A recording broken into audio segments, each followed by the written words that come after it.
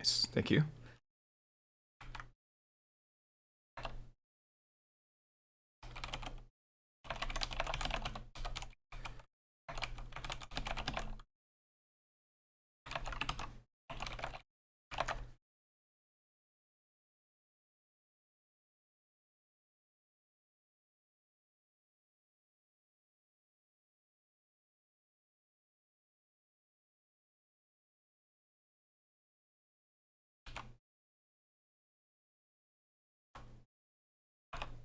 All right.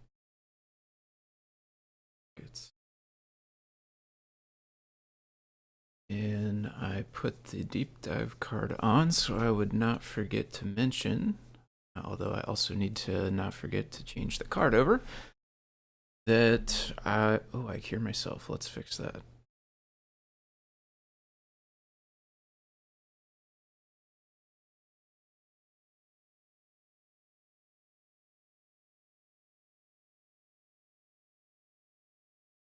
Okay, I think it should be stopped. Not sure which window it came from. And it's behind a little bit, so I guess we'll see, but yeah, still not hearing myself, so I think we're good there.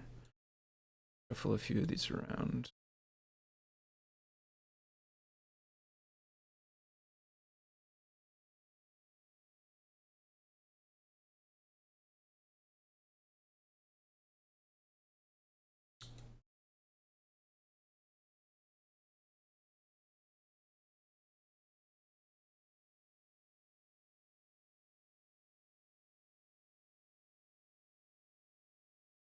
I usually fit this in here.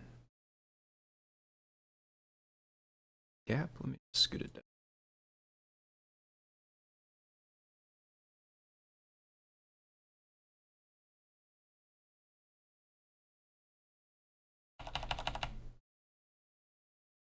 All right, enough jacking with OBS. Let's see here.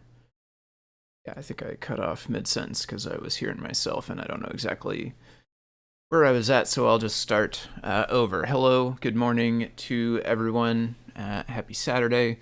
My name is Tim.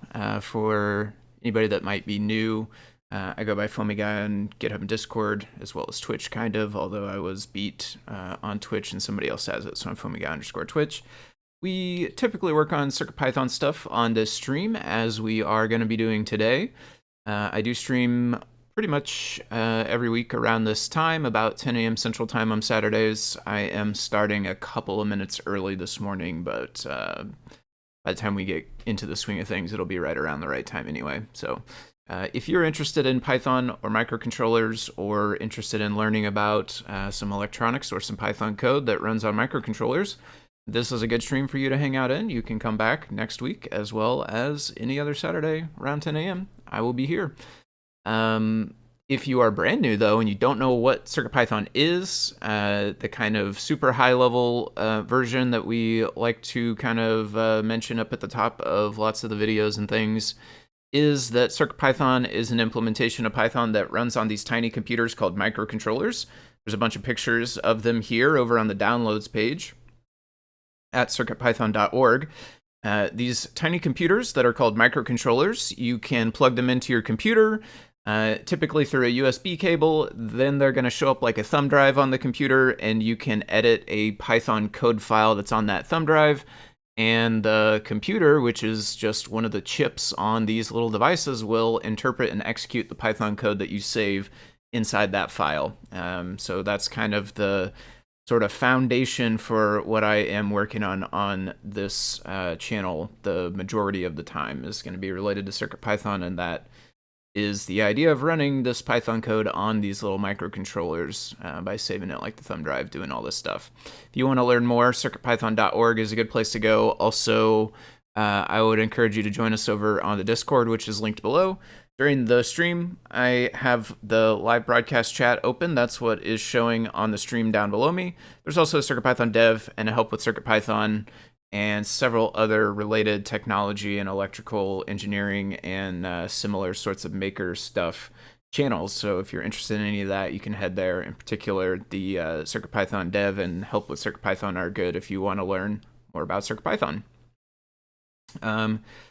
Today's project is a bit of a weird one. I'm working on Essentially a web application, a HTTP server, an application that runs as an HTTP server. I am using the CircuitPython HTTP server library, but I am somewhat counterintuitively making a web application that is intentionally insecure. We're building insecurities into the web application with the purpose of being sort of a training tool for people to help find vulnerabilities with web applications, and then ultimately to just help be more informed about vulnerabilities with web applications so that if they go on to make web applications, they will hopefully not suffer from the same vulnerabilities. This is a, come to find out, relatively common type of thing that happens in the sort of security world, cybersecurity world. This is called like capture the flag. Maybe if we tack on cybersecurity, that will probably get us pretty close, I would assume. So there's lots of different ones of these things. They are often abbreviated CTF, somewhat, understandably. And broadly speaking, the idea is you're just kind of sort of needle in a haystack looking. You're kind of looking through a program, a piece of code, and you're trying to find some little crumbs that were left in there by the person who made the program. And that's it. That's the goal. You're trying to find these little flags, they call them. Typically, these flags are going to be hidden behind some kind of vulnerability, such as the case in my application. And they just use this to practice security, basically.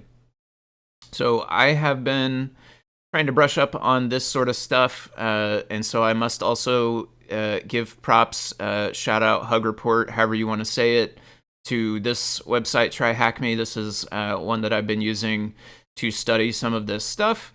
And the inspiration for this particular project definitely was a lot of the things they have inside of Try Hack Me. They have lots of little, I think they call them rooms or tutorials or something like that, where you kind of go through these sort of find the flag type activities.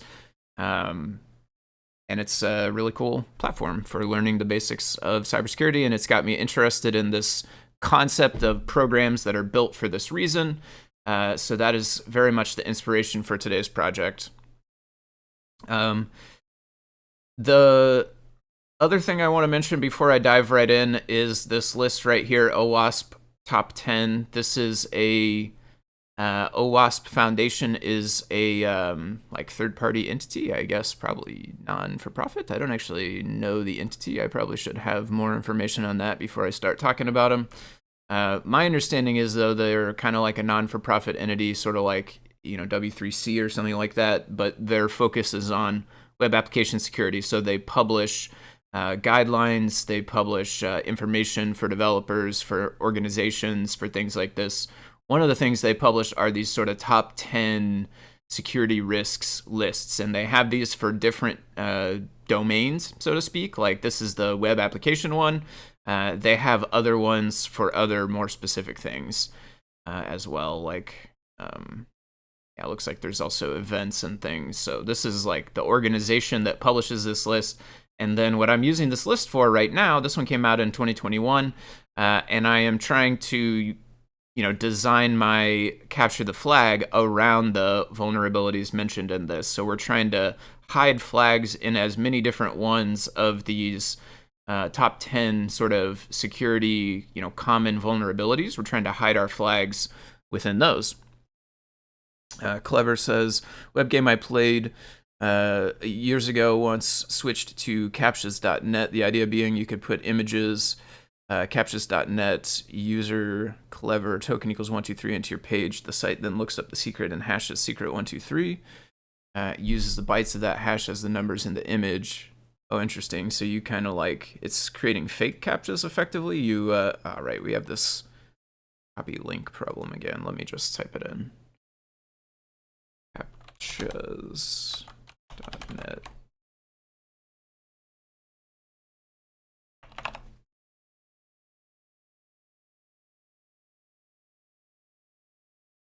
Yeah, you give it arguments, and then it creates a CAPTCHA for you, so you can embed stuff into it. You could make a CAPTCHA that says something funny, or you could make a real CAPTCHA if you do it randomly or something.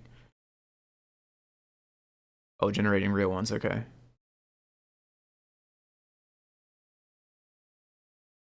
To store the token in a cookie session and then use your own copy of the secret to validate the user's answer. The web game did input type hidden. Oh, okay, so they put what was supposed to be a secret value, they put as a hidden input. You could then go and manipulate that input or potentially find the secret value from it. I gotcha.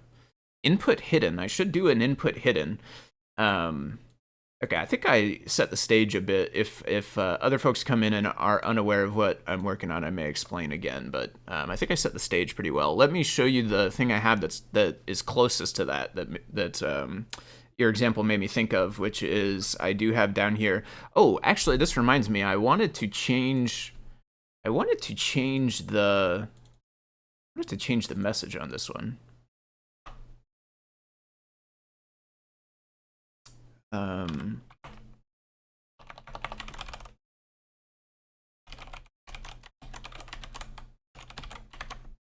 Okay, I want to do that.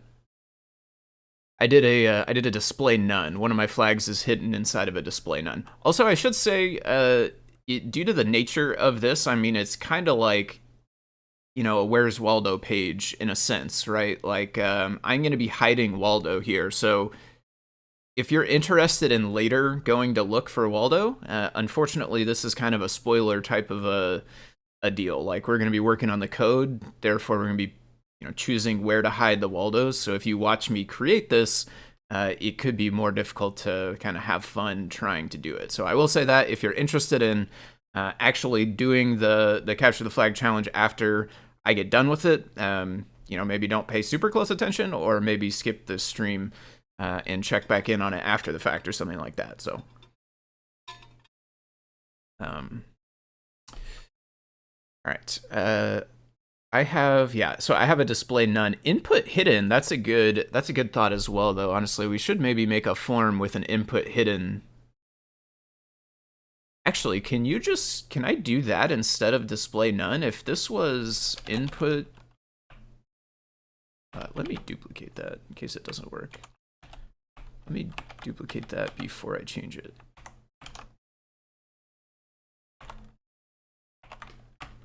If you don't have it in a form, will it still be hidden? It probably will be, right? I would assume so. Input type.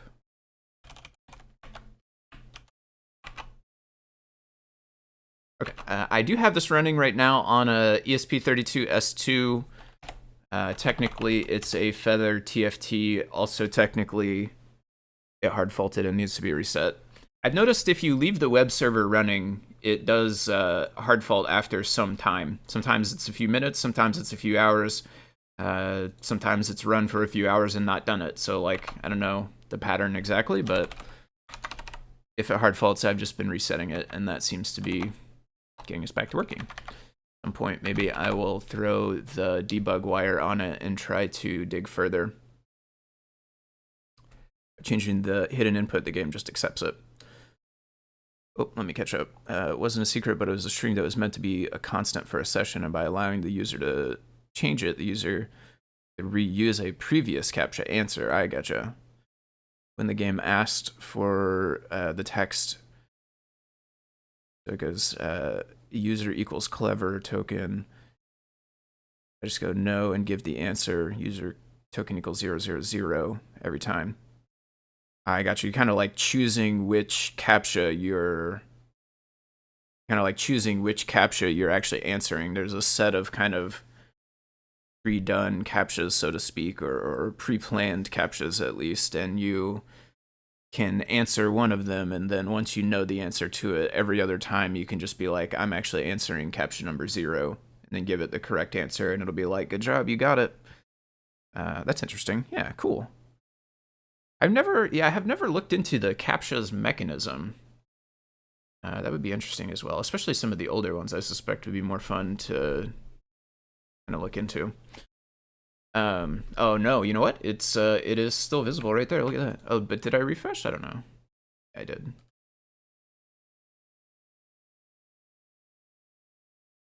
Oh, right. The thing is, though, inputs don't work like that. That would have to be a value, right? Value.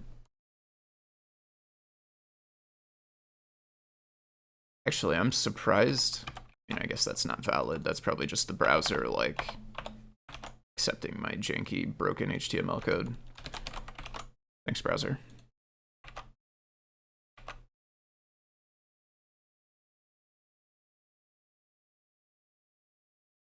Okay, yeah, it does work. Nice.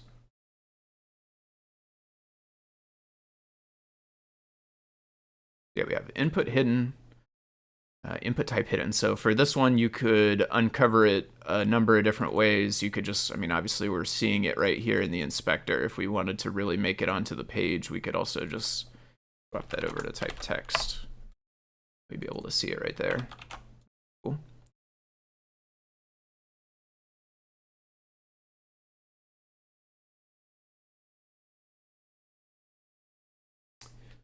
Text in the captcha is a hash of the token in the secret ping, so it's PRNG.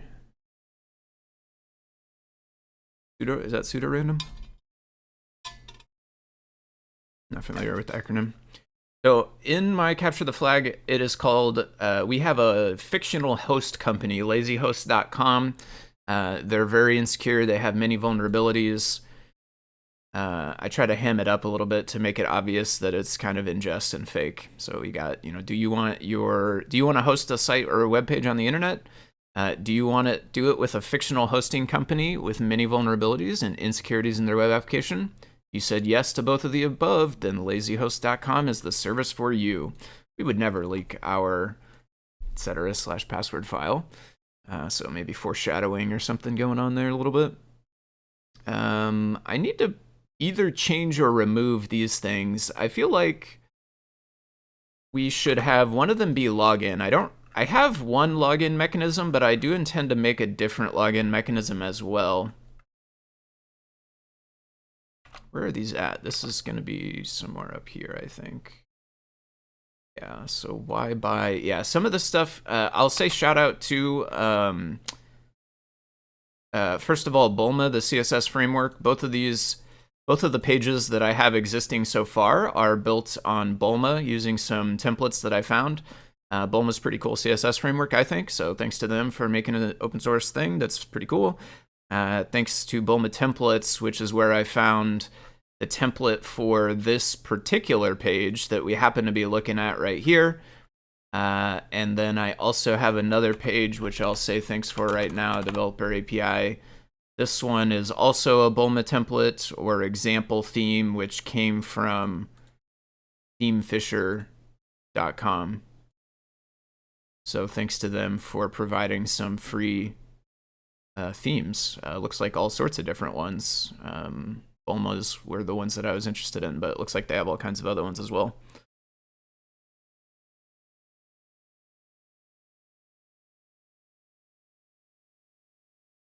Fine.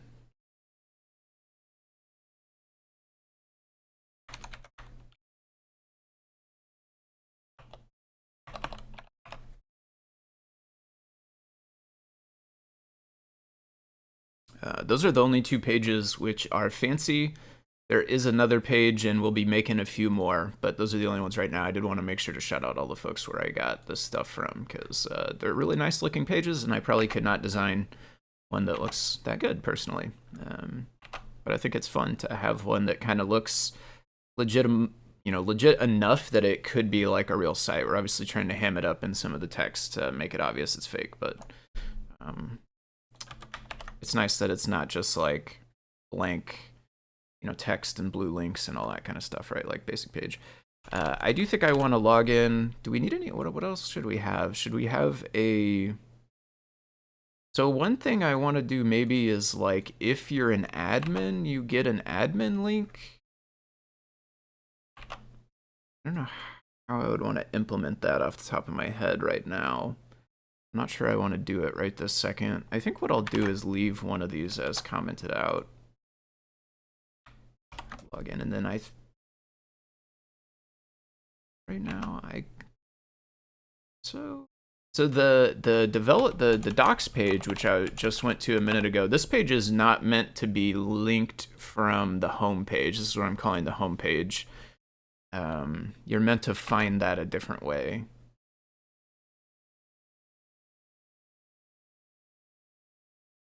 Just gonna maybe delete both of those ones as well.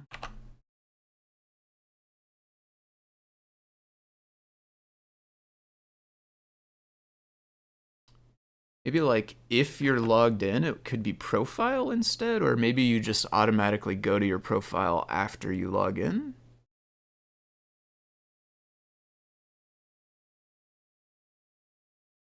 We'll maybe change that later, we'll see. That is gonna link to / login,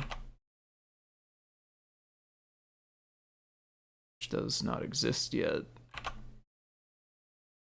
Therefore, it looks for a static file. So I don't have a handler for it, and then the thing it does when there's not a handler is look for a static file. I don't have a static file for it either, so it returns an error that says you don't have a static file. I'm going to look at the templates again. I want to say there's a login page. I'm going to take a peek at it. If it's nice and not super elaborate, then I might use it. If it doesn't fit that description, then I might.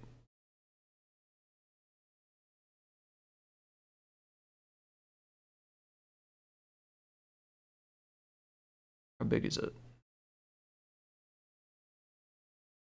One of the things we have to worry about, because I'm ultimately running this on a microcontroller, we are somewhat limited in space.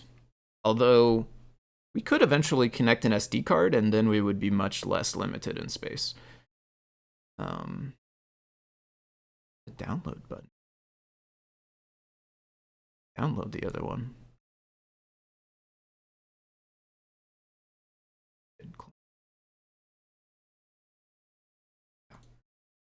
We already actually have this one. I do need to know the name of it though, which is just looks like templates login HTML. Okay, let's see. Absurd, that is the one I'm using for the homepage. Absurd right there. Oh, there's login page and login. That's the one we saw for sure. 2.2. Okay, yeah, that's not bad. We can definitely use that. What is this one? Oh, this is a different one. Interesting. This one's more basic. I think we might actually go with this one, because there's a lot less going on.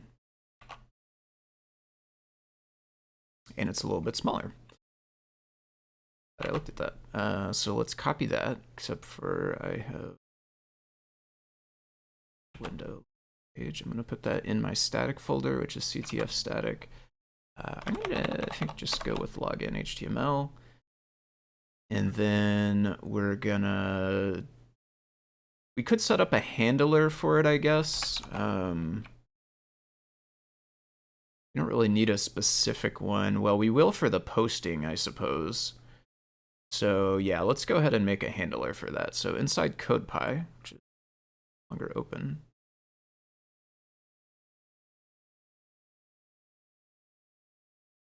gonna define. I've been just copying. Oh, apparently I deleted it actually. Overwrote it at some point. Or no, yeah, I guess it's here, and I.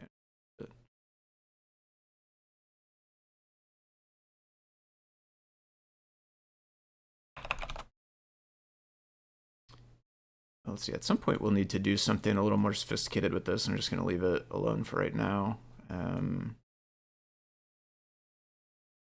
Technically, I think we would just not have it on this one. That route is login. I'll leave an empty comment here. I don't know if I'll come back and fill it in for sure, but login. We need to so login is going to have both GET requests and POST requests, so we need to make code to handle both. So we can say probably like if request method equals, know how this part works. Oh, it looks like it should be good.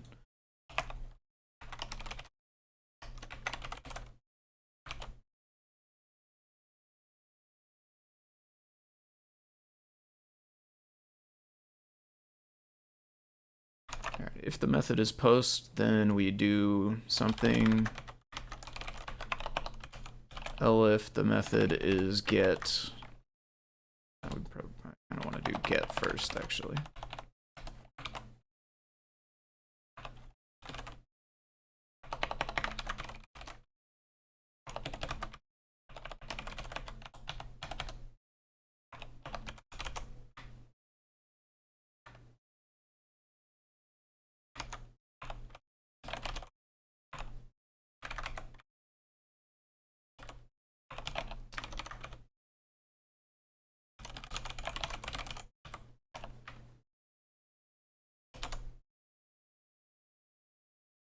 Status?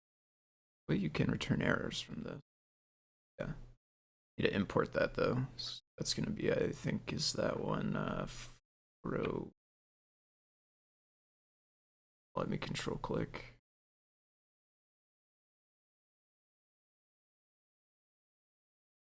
Well, okay, I have Python version of the code. We could eventually use MPY, which would be good too.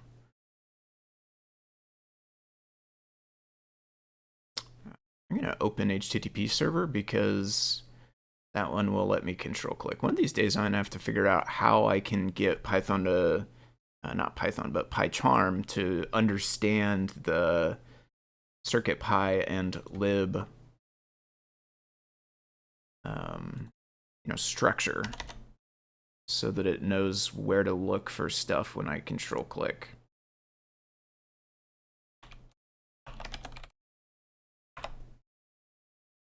Method not allowed is 405.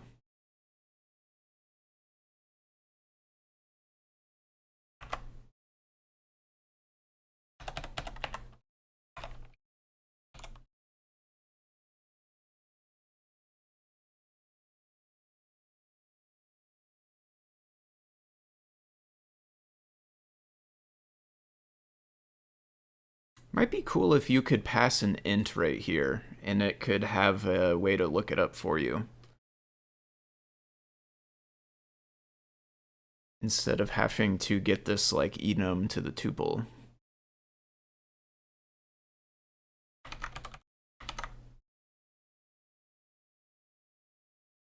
Okay, so in the GET request, we're actually going to return a file response with the login page. And I don't think we need any other headers or anything right now, so we're just going to do that. Save it. I have auto reload turned off, so I have to do that.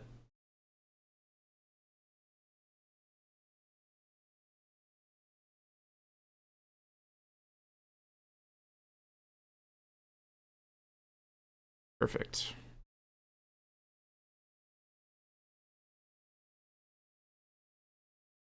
Do I want to make a register? I don't know. We'll come back to the register. I may or may not. I might take this part out. We'll see. Like, I'm not gonna. There's not a database. There's not. Well, let's say there's not a real database that's gonna update. That's gonna have new data saved into it. I do want to make a JSON file which is gonna sort of act as a mock database in a way. But the stuff in it's gonna be static. It's not gonna actually update when you do anything. So you're not going to be able to actually make a new user. Therefore, I'm maybe inclined to just not do that. But one thing we could maybe do is create a register page that has some vulnerability in it, even though it's not going to actually create users. But we'll see. I don't know for sure. So then when you send a post back to it, it's gonna get the email and the password that were posted. One trick is have a register page, but store the name, password in cookies or local storage, and then validate against that. And the user thinks it's working. That could work. Store it in the client browser effectively. I mean, one thing I want to do is have that mock database that's in the JSON file, and we are gonna encrypt it, but we're gonna encrypt it with a private key that's not kept private correctly. So then one of the flags you'll be able to find by retrieving the private key and decrypting database, which is actually a JSON file. We could mock out like user creation and stuff using only JavaScript, using only front end. I don't know for sure if I will go that far. How's it going, Paul SK? That could also be the flag. The user goes into local storage and changes. Yeah, so that's a good one.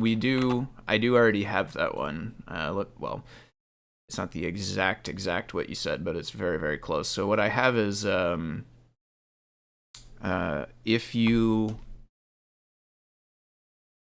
well, two places you could look, either on the network on the request here and find the cookies. That cookie is admin false, or you could also, of course, look in storage for the right domain, and I have is admin equals false. And then the way that that gets used is on this page. Currently, we're not allowed. It says not on my watch, but if we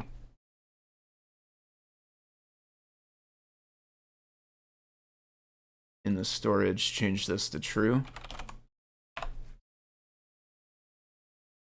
then we get a flag, cookie manipulation flag, which is, I should probably find that one is broken access control, I would say.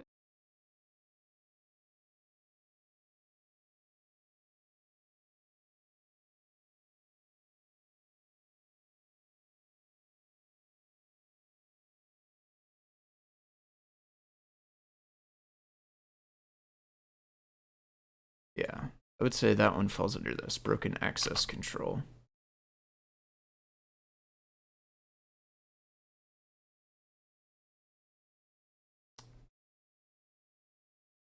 Actually, I'm trying to, on the actual strings for the flags themselves, I'm trying to make them so that if you were to Google it, you would hopefully find a lost page. Some of them are not quite that. Some of them are more random. Some of them are more just like general language, not specific to OS. But this one can be broken access control.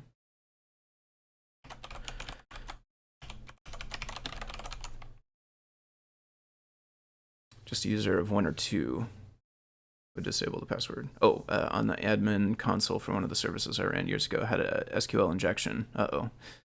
In the username, just a user of 1 or 2 would disable the checking. So if you basically tell it the wrong user, and then it uses a test user or something that doesn't validate.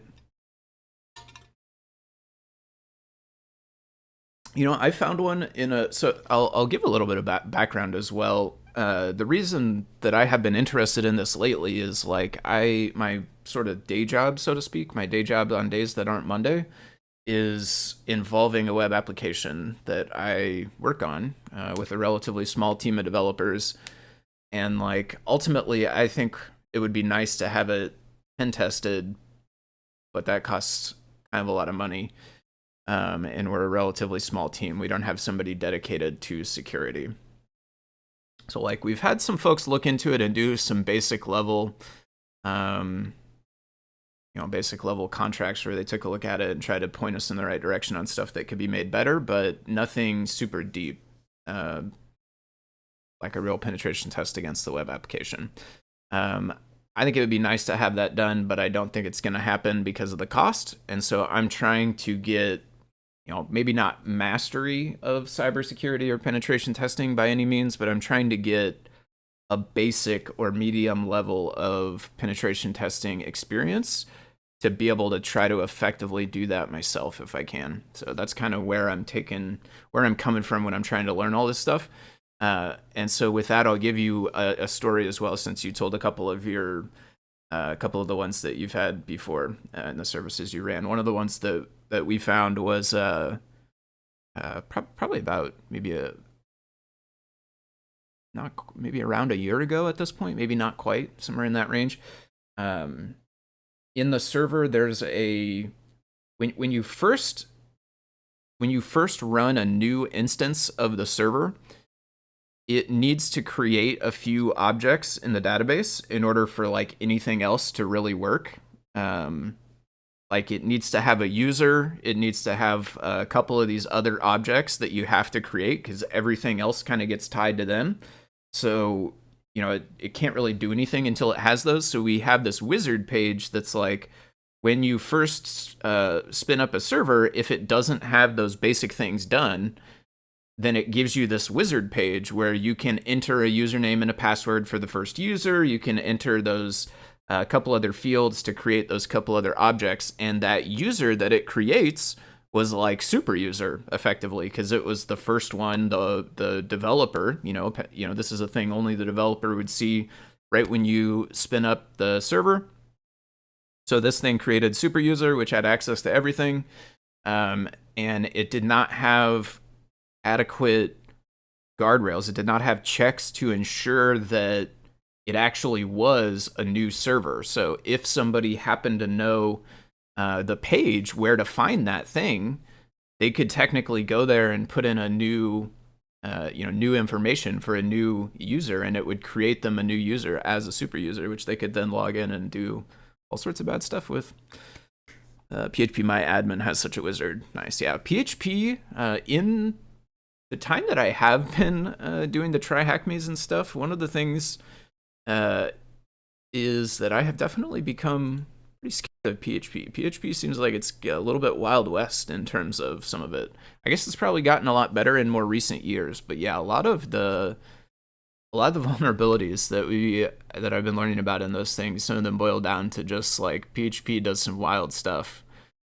It's pretty crazy. PHPMyAdmin. I want to get practice as well. One of the things that I'm got in the pipeline is I like to practice deploying a LAMP stack. I've never actually used PHP myself. None of the projects I've ever worked on uses PHP. I've never had any experience deploying it, but I would like to get experience deploying it so that I can deploy some practice like PHP projects that I found that I suspect will contain more vulnerabilities to look for. So you can't run the wizard a second time. Delete PHP, nice. Just to operate normally. Will you delete the wizard? Yeah, that's a good idea. Yeah, I definitely should have had something. I ended up going back and making it locked down to where it's like, it checks to make sure it's a fresh server. It checks to make sure there's not other stuff. You can't actually use it if other stuff exists. And then I believe I locked the page down as well, so you can't even get to it. And even if you did get to it, it wouldn't work if you submitted it. Yeah, that was probably the biggest whoopsie that I'm aware of that I've created.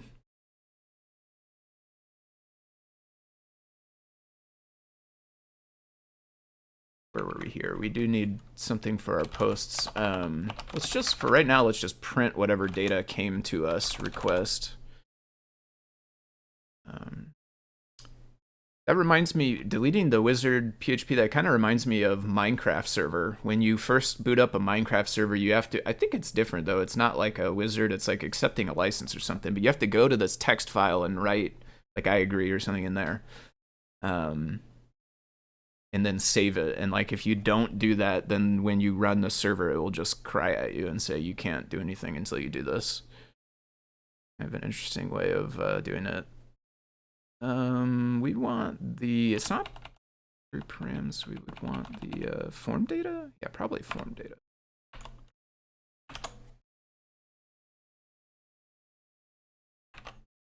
Okay, and I modified CodePy.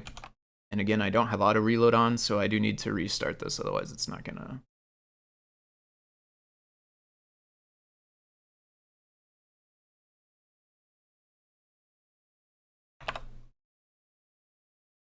Had the latest code. Realize I didn't finish that thought.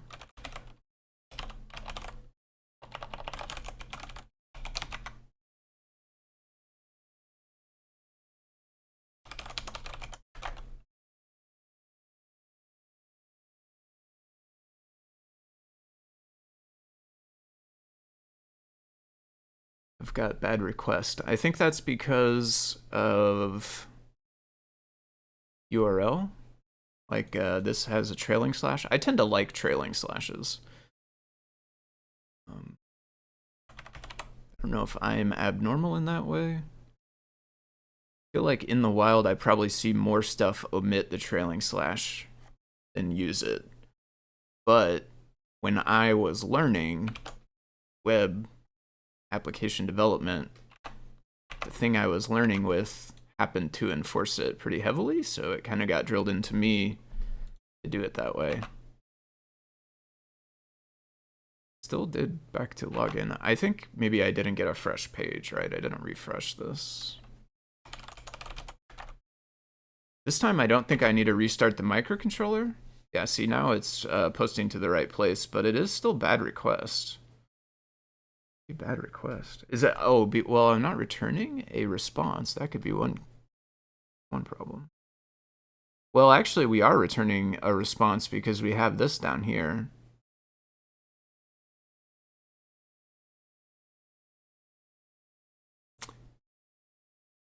We're also not printing the form data.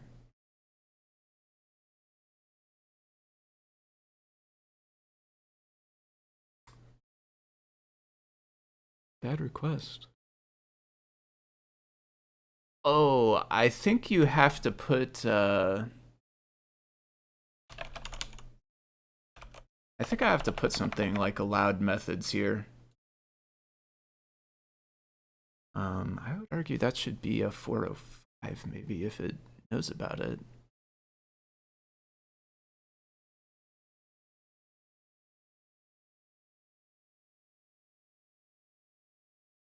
Post as a list. We're probably a 2.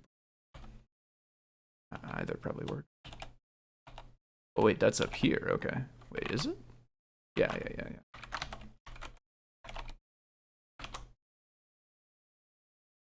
And now I have modified CodePy, so we do need to read.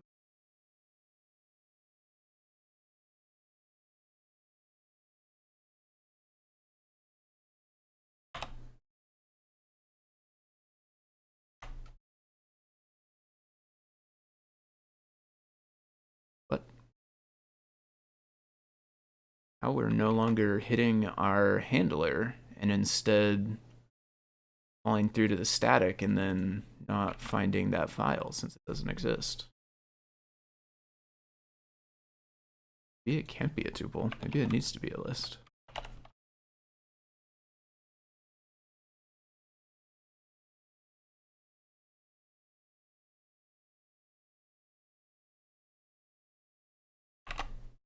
That is weird.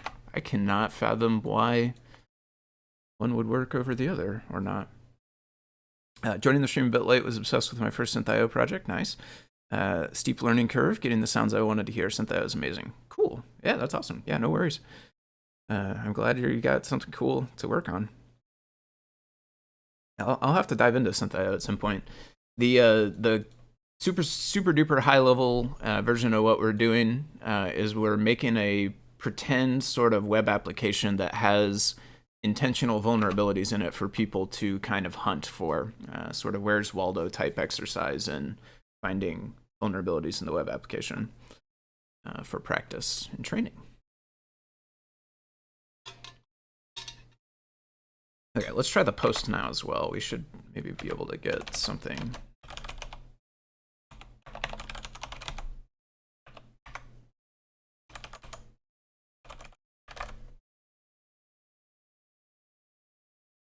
Yeah, see, this brought us back to index, which is what we have for ultimately the return here, which we're going to want to get rid of.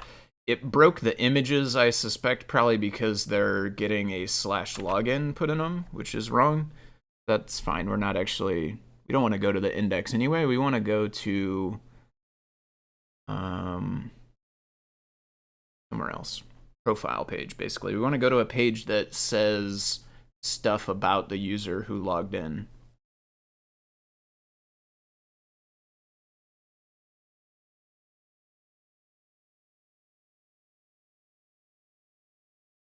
This is interesting.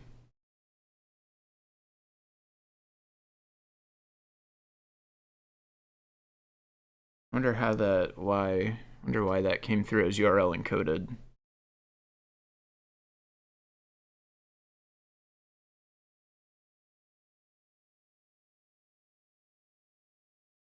Okay, so then here's what I'm going to do for the login is when you log in, we're going to check against our database, which is going to be a JSON file called db.json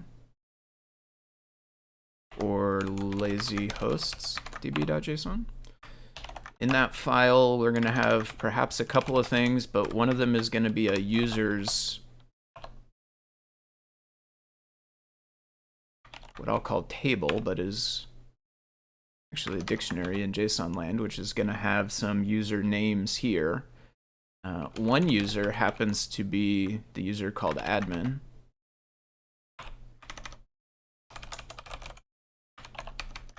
Admin, fortunately, does not have a very good password.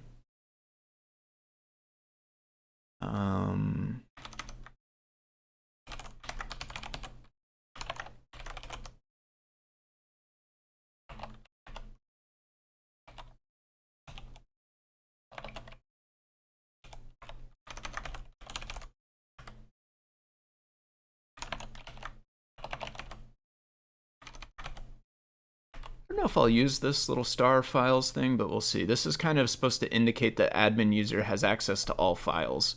My idea here is we're going to create a couple other users as well. Each user is going to have a list of files that they own or own the rights to or whatever. IoT windless garden chimes. Nice. Yeah, garden chimes are pretty cool. We used to have maybe some we could hear, I think, in the fall. So I guess that's coming up when we have the windows open. Relative images path, yeah, client's adding login. Python server might not decode it.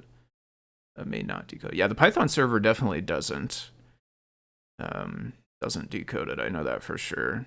I don't think we have URL encoding or decoding in CircuitPython code that I'm aware of.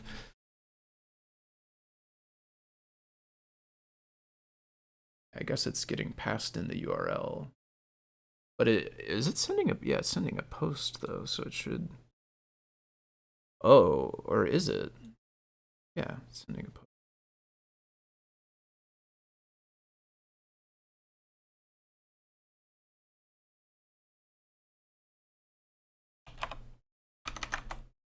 Other users, we're gonna have a Sally who's gonna have a better password.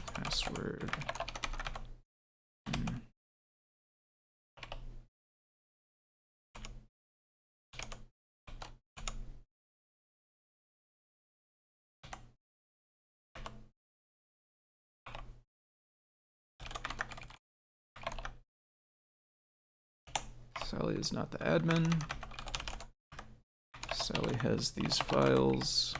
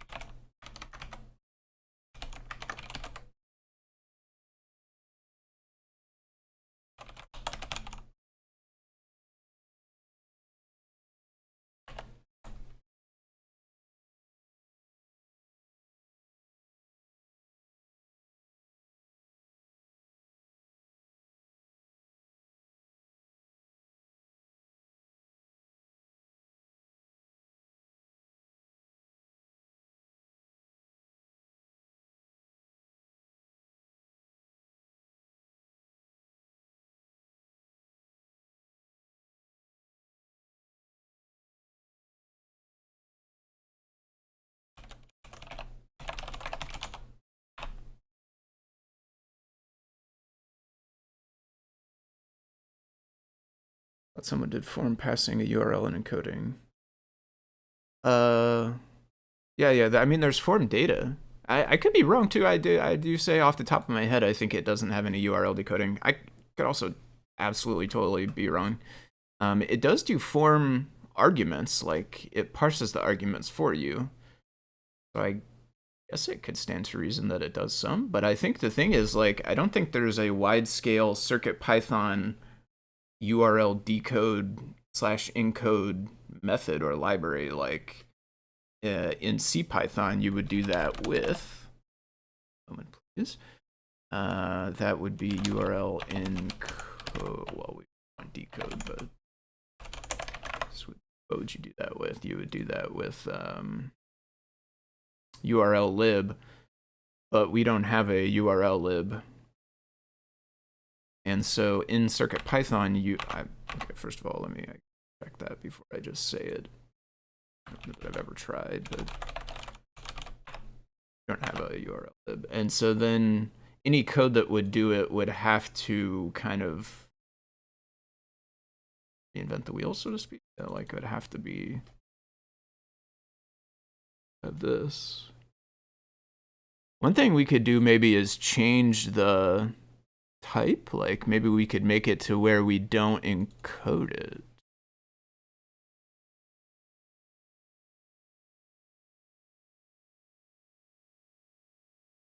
Does have parse URL encoded?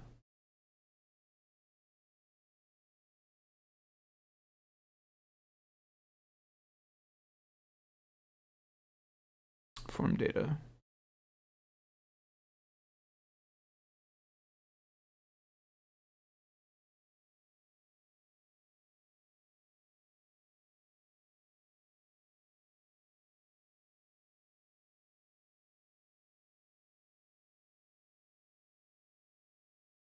I almost want to change it to just use JSON body. I kind of prefer the JSON body over the form data approach these days, honestly. But the form data is nice because you can use it with just a form and not have to write any JavaScript code. You want to use JSON body, you pretty much have to have some JavaScript code. Remembered an ISP story I heard to protect against SQL injections. They silently stripped all special characters from all fields. Ooh. That's not good.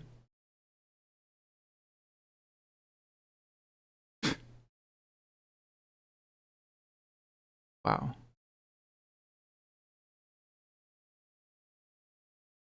Yeah, that is bad. You should not, I mean, you should never store the exact password that the user gave you anyway. It should be hashed, which is part of what we're going to be doing with our database here, is I'm storing these passwords unhashed.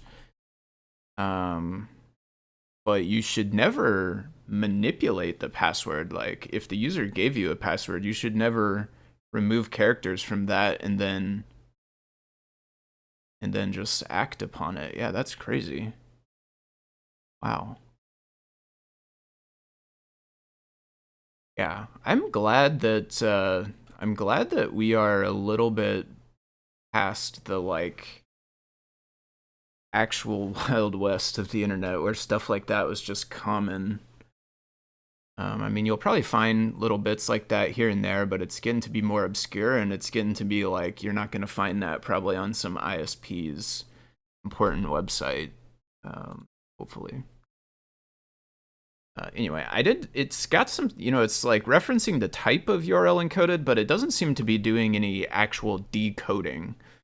So I don't think that it does have any actual decode functionality, but it is nice / interesting that there is the different types that we saw, like that multi-part. I wonder if we could use a different one of these in order to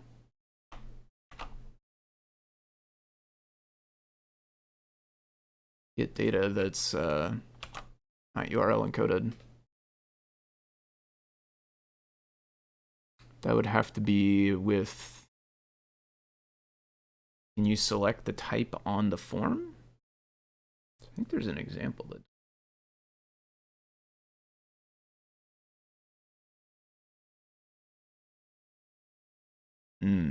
No.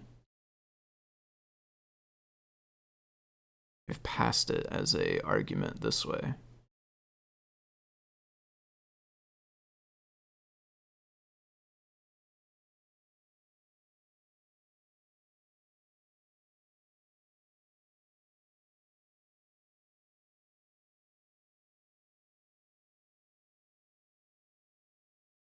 Oh. Just kidding. Oh, well, I mean, not just kidding. They have passed it with an argument in the URL, but later on, it looks like we're taking that argument and putting it in ink type.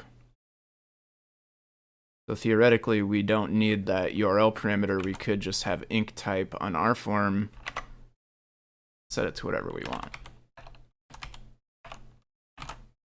Let's do that and see.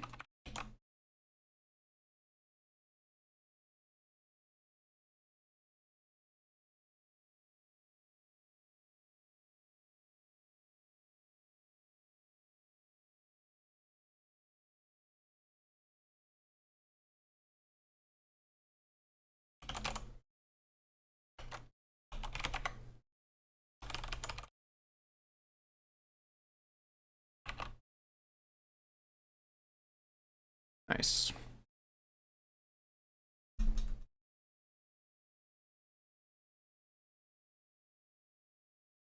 I'm gonna go with private browser because I don't like we're gonna be having it save stuff in the cookies and things, and I don't want it to remember stuff really. I want to be kind of going fresh each time.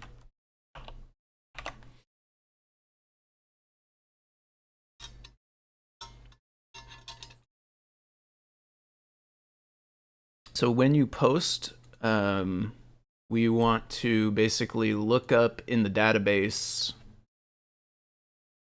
the user and then validate the password that was passed in. And if it's correct, then we will return you a profile page, which I'll take a quick look at the themes. I don't necessarily intend to use full-on templates for every single page. So let's see, I'll take a look if there's one and how big it is. But if I want to, but it's possible that I just want to go without full page on that one. Honestly, there's not really a profile anyway.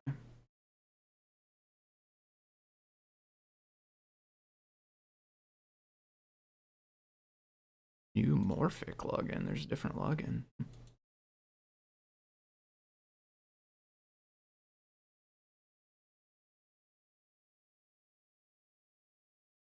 There's a different documentation in this one. Cover, I mean, this page is sort of profile-y, I guess. Especially if there was profile pictures, you could have a profile picture here and then profile details here. Necessarily need any of that. Yeah, I think I'm just gonna make kind of a fake. Well, I guess.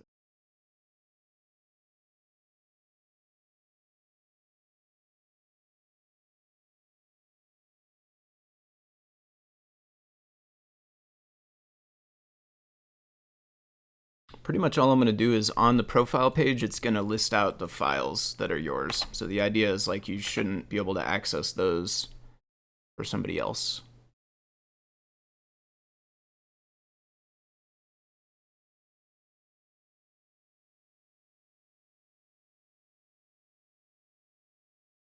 But we're going to make it vulnerable so that you can accidentally. But when you log in, we're also going to take you to that page. So if you log in for real, you also are going to end up on this page, but there'll be another way to get to that page for a different user without known as them. And their passwords are stored incorrectly. So ultimately, the player of the game would be able to find the password and log in with whichever account they want. The wrong file.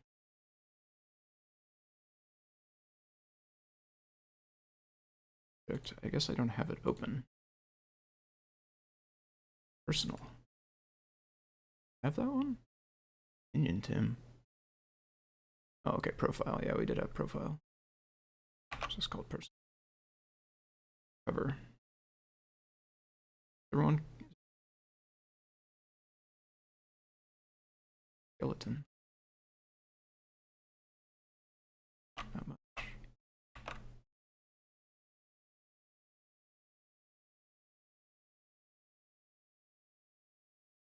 3 kilobytes. We can handle that. I'm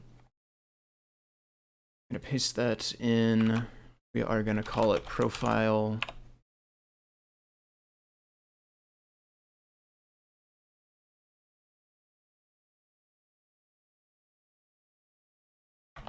We're not going to have all of the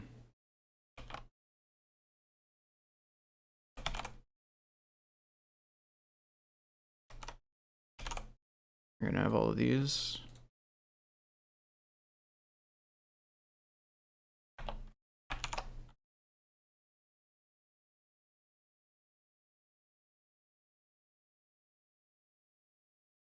We could just leave that, I think. A nice random profile photo, pretty much. And then we'll put over here, we will put username. We're going to replace that with the actual username, and then we will put, what should we say? Should we say like hello to them?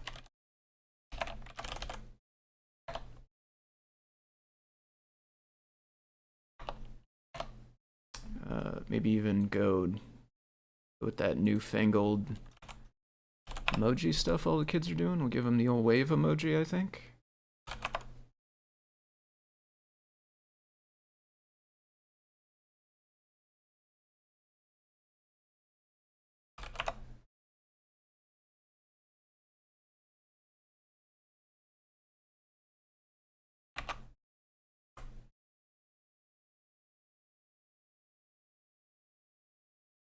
I don't know if we need an H2 for, well, we could have our files, maybe.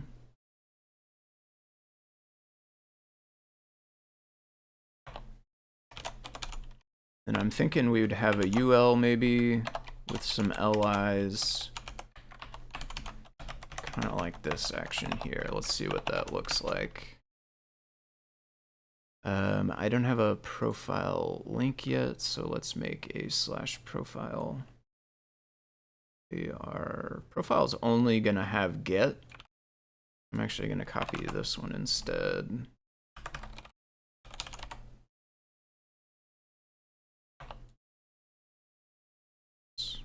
But we can't do a file response because I want to substitute some stuff into it.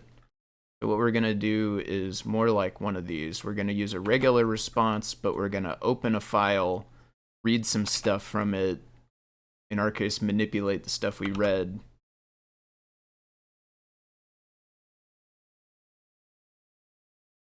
And then return that. The open profile, read it to a variable, return that variable as our response.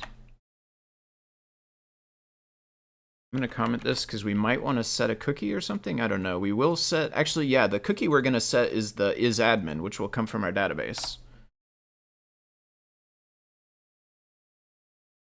We read it, we close it, we return it at the end, but before we return it, we also want to go profile HTML dot replace username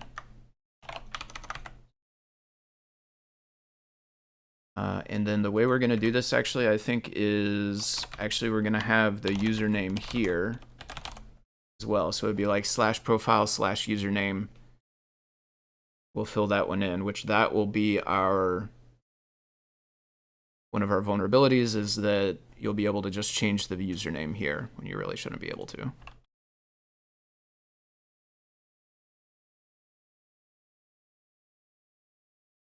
I do need to make sure I'm getting that the right way. And by that, I mean, I'm pretty sure I'm not getting that the right way. So I'm going to look up the right way.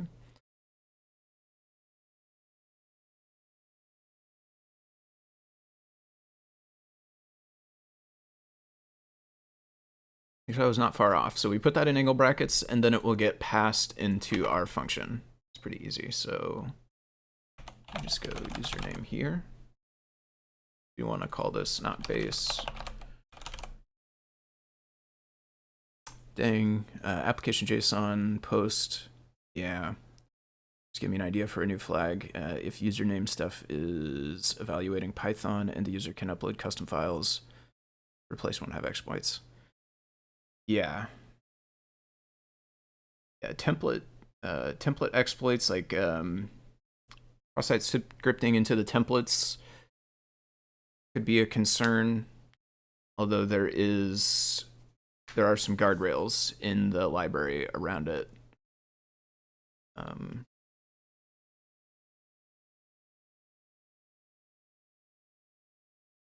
There are no file uploads either in this case. Like, it's presented as a web host, a fictional web host, and on the profile page here, it's going to show a list of files that user owns, but those files are actually not real. They won't be in there. So like, you won't be able to click through and see them, and they're not actually real files. So the users in turn are not actually uploading anything either. They just have this list of fake files that supposedly they have uploaded, but really realsies. We will replace it with the username that got passed to us. And then eventually we'll be replacing the files also, but for now I'm just going to do that to see if the rest of it is working.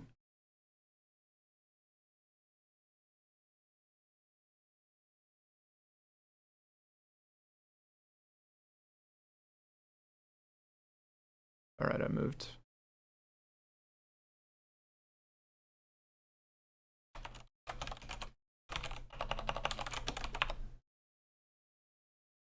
Okay, so we returned the page as text, but it needs to be HTML. Same problem with down here. Content type text HTML.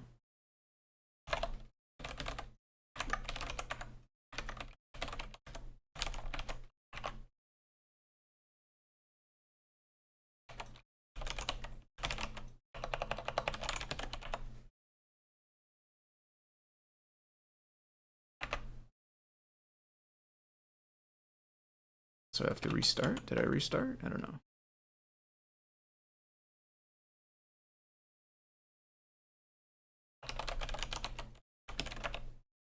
There we go. Okay, username failed. The logo is broken, but that's fine. Home needs to link to somewhere else. These should probably not be centered. But other than that, I think it's looking pretty good.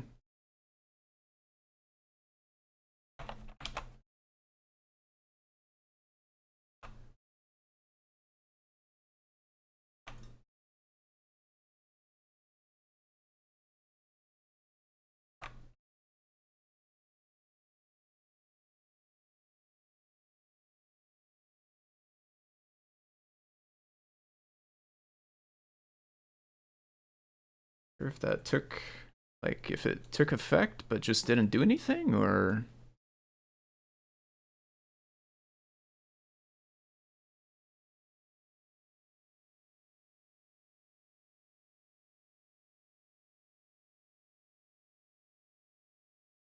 Okay, this container up here has also has text centered, so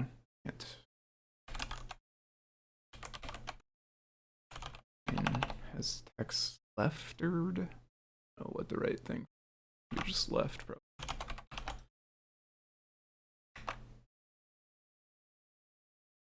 Nope.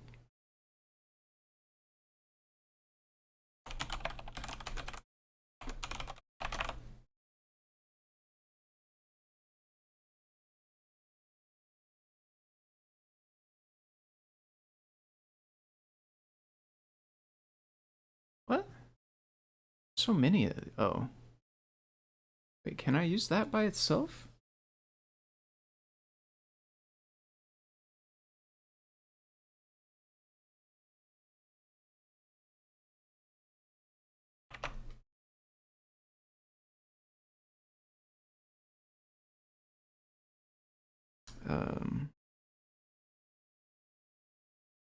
Controller did just hard fault on me.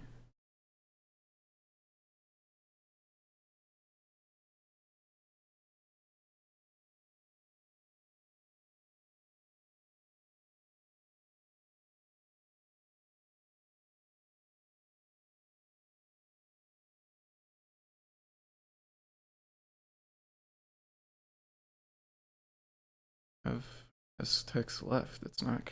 What did I put this on? And that contains. Well, okay. First of all, yeah, that's not nearly enough stuff. You would want this on like. I mean, why don't we not hang here?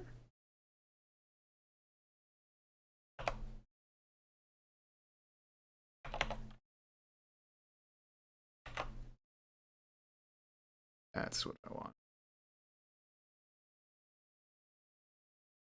Don't really need an extra one of these.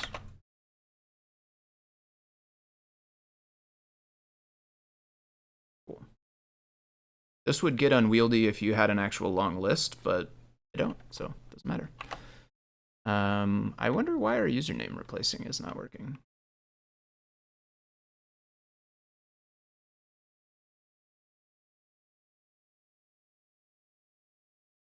Oh, I know. I'm not catching the result.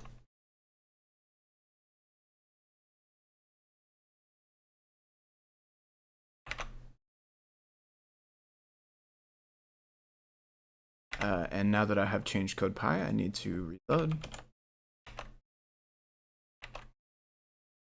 There we go. Okay. Hey there, admin. Wave emoji. Your files are these files, but we are also going to be swapping that to be a UL, not unlike the page admin files.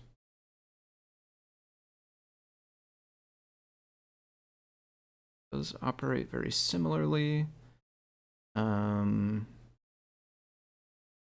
Do basically the same thing. File LIs.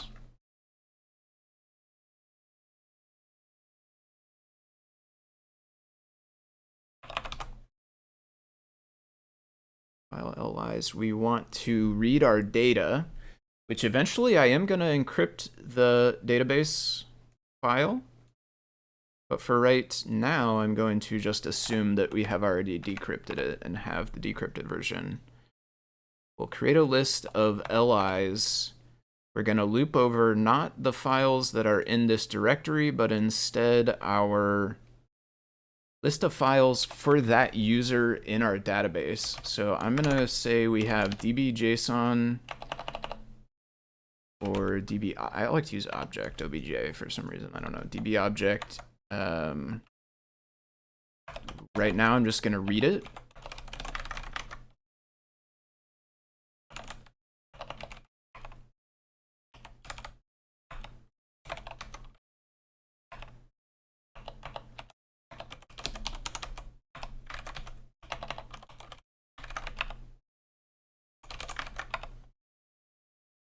Open the file, read it. We have db objects, so then we're going to go if username is in db object users.keys. And I'll actually flop this around and say if it's not. I think you could put here as well, actually. Just a little bit more. Username is not in that. Let me make sure I got this right. Users and then keys will be admin and Sally right now. But if the username is not in the keys, we're going to return an error that says that that user's not found.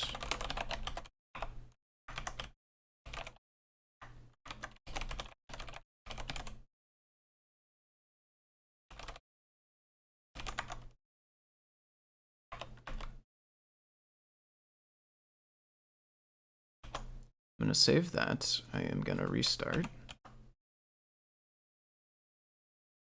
Then I'm going to put nonsense here, and it will say user not found.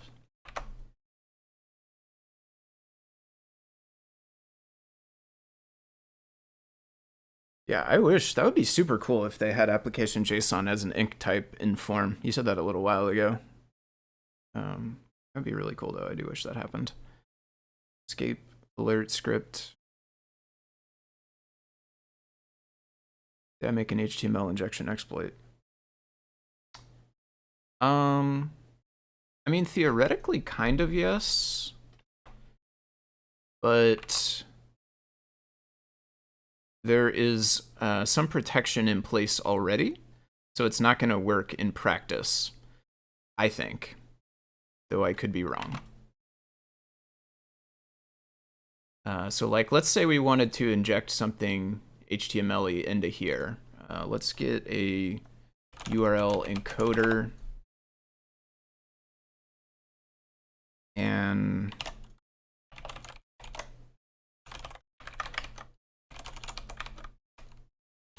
we could do the old script action.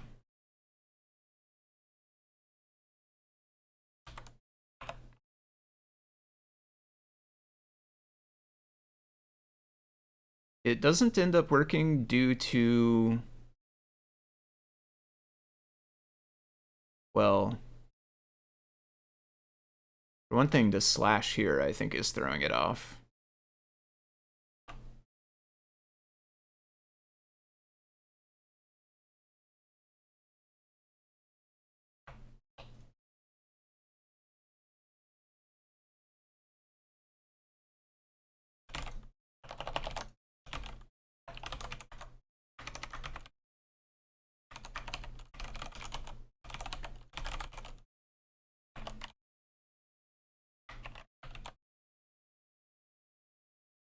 The short answer is, though, it replaces these. I think it replaces these with HTML entities.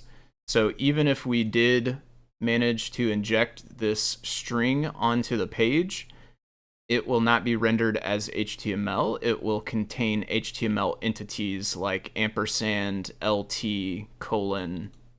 So like they'll render literal angle brackets, but they are entities, not, well, I should say they'll render visible angle brackets, but they are actually entities, not literal brackets. Therefore, they won't be HTML. So I think that, yeah, we have slashes here, which is kind of the same issue, I guess. Now we get user not found, which is the most recent thing I added, but let's turn that back off also, just to kind of follow this through. So if you have HTML that doesn't contain slashes, you're ultimately still unable to inject it. Well, in this case, it's because the encoding was wrong. But even if we get, oops, wrong one, we would want this. Might have pasted the wrong one in last time.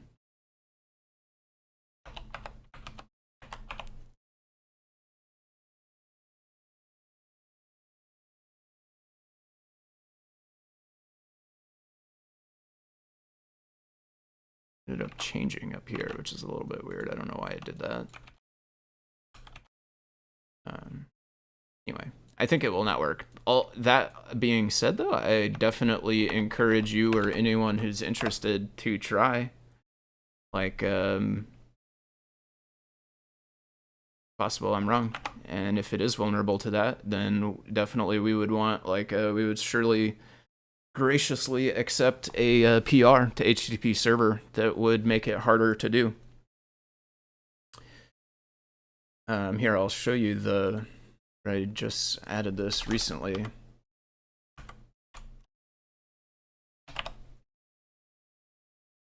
Most recent PR was basically for that.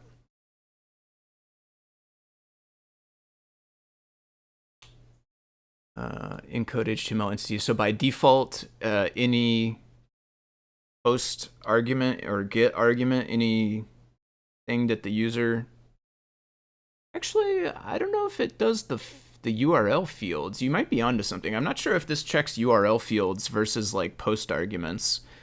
I know post arguments go through this, and therefore if you send a string that's a post with these things, they get converted to entities, which means they can be displayed visually, but they aren't literal on the page.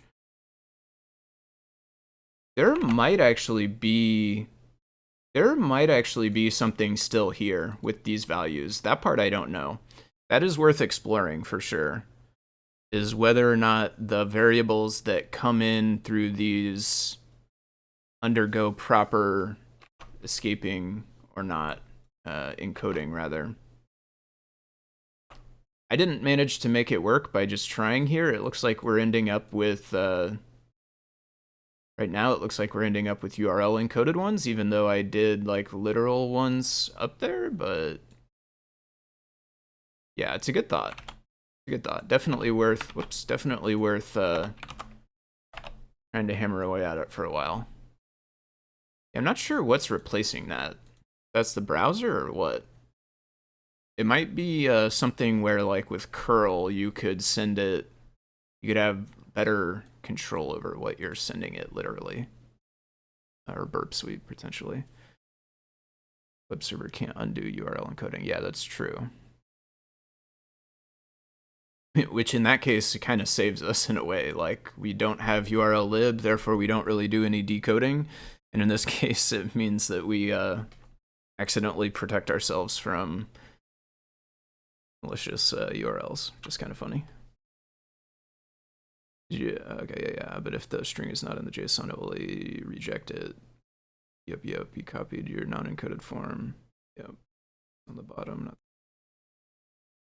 Yep. As with before, Wireshark can't lie. Yeah, that will reveal the truth. Yeah, totally. Wireshark would tell you what you're actually sending. And then something like Burp Suite would let you manipulate the literal value you're sending to be whatever you want. It's unclear to me. Well, here the server actually does see. So even when that's literal in the address bar, it is actually getting an encoded one. So if we did have URL decoding inside the server of these values, we might actually, I think we would actually be susceptible to that, truthfully. Yeah, good thought.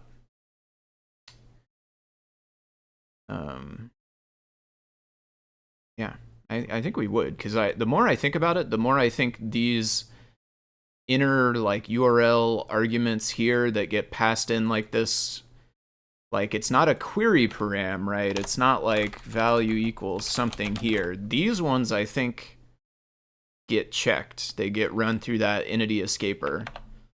But these ones may not actually. I don't know. I'd have to look at the code. And I'm not going to right this second, but that's actually a possibility that they're not. In which case, if we did have decoding, we would be susceptible to this. And I mean, technically, we are susceptible. It's just that lots of characters don't work since we don't have the decoding, and that saves us. PayPal sent me the name and password clear text. Use burp before to man in the middle. Yeah. Burp is interesting. I learned about it a bit as part of these courses on Try Hack Me. It's a fascinating tool. Honestly, it's super useful even for non-security research. Like if you're just building a web application or building an API for a web application, Burp is actually super useful as just kind of a general purpose development tool.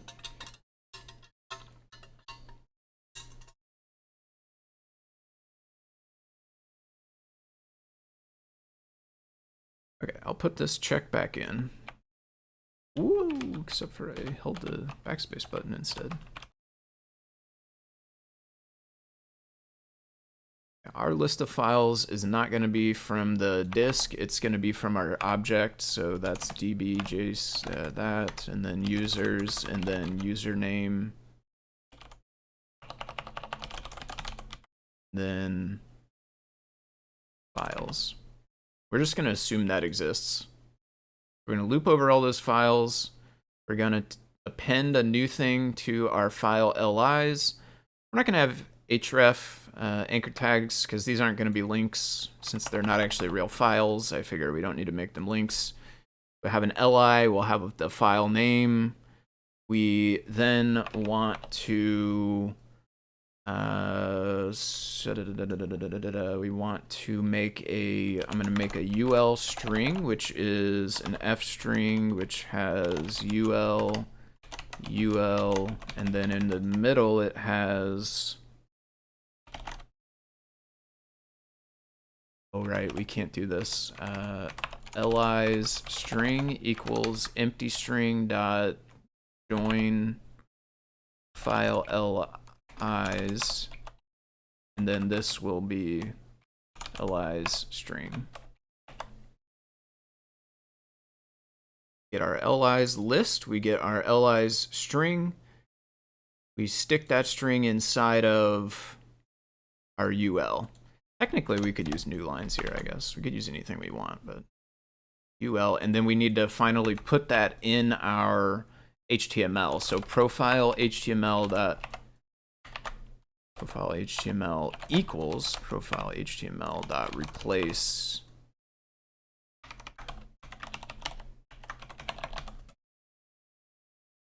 file list ul string.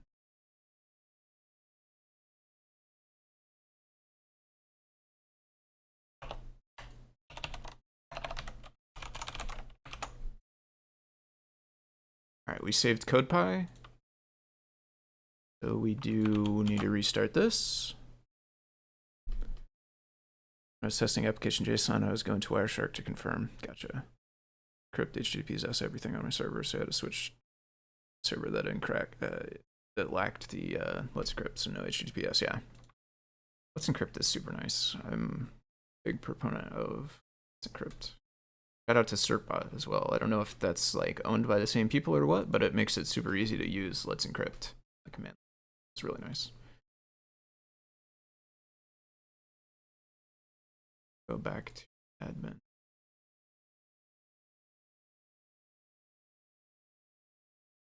Hello there, admin, your files, and then admin only has one file, which is the star, because that's what I put in there. But if we did Sally,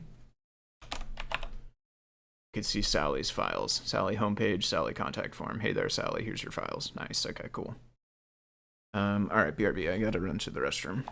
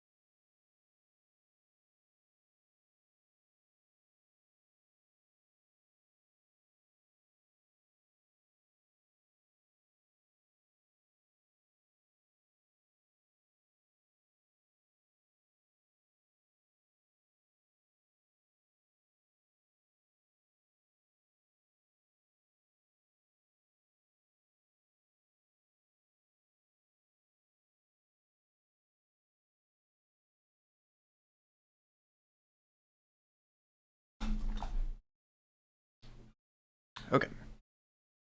So we have our profile page, which has our, technically, I think it would be an IDOR, identity.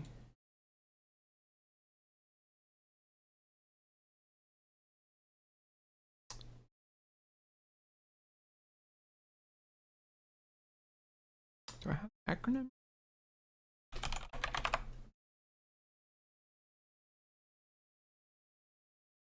Access, so it's technically under access control. User supplied input to access objects directly. Yeah, so technically we have here an IDOR because any user can see any other user's profile simply by changing this here.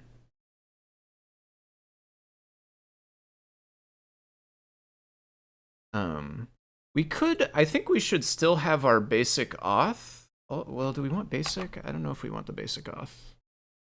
I'll mess with the basic auth right now, actually. What we do want, though, is when the user logs in, they should get forwarded to their own profile.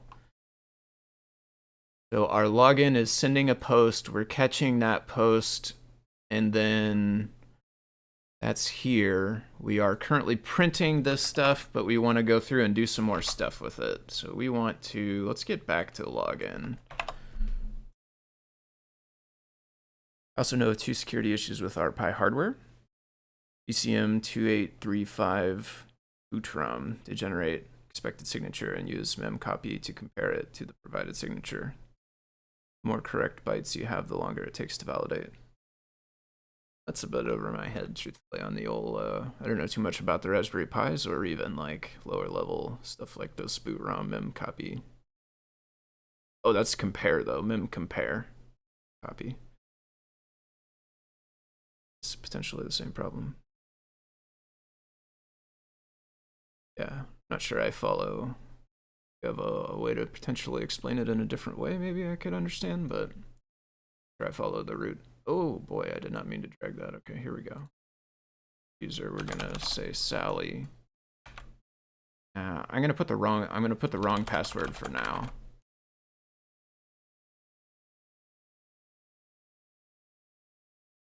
Is that not posting? Feels like that's not posting.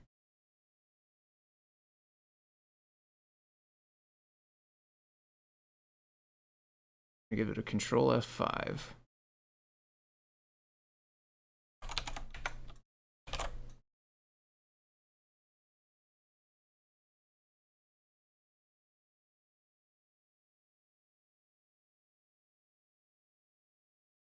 How did I break that? I didn't even touch this page. Working on the profile. Oh, this is email.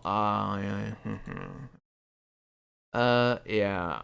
So that's a problem because, well,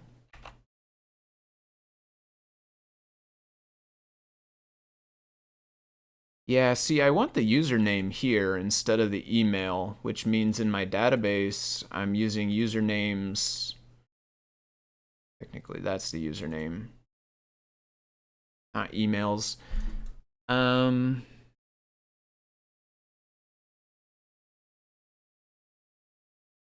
Yeah, I think what we're going to do is change the login page to be type text.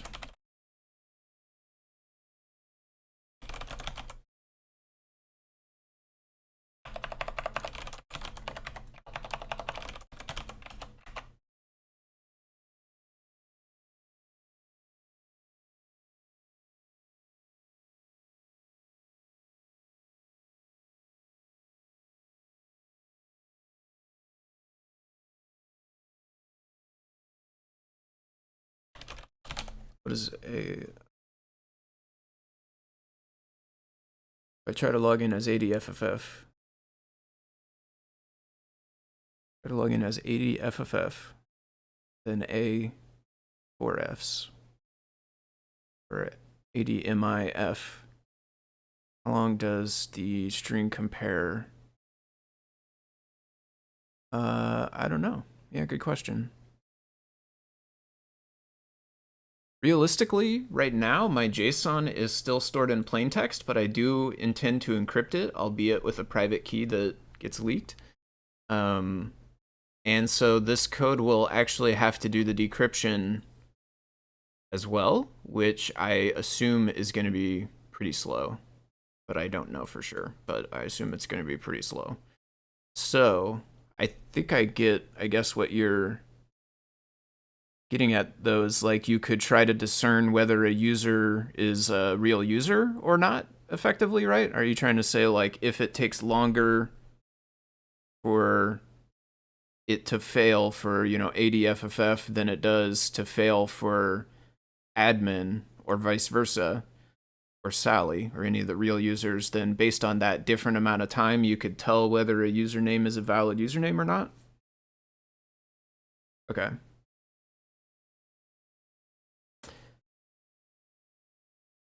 Yeah, I would guess it will ultimately end up being vulnerable to that timing attack, I think is what that's called, kind of generally, although I could be wrong.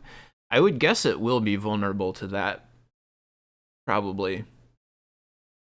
But also worth noting, we in the login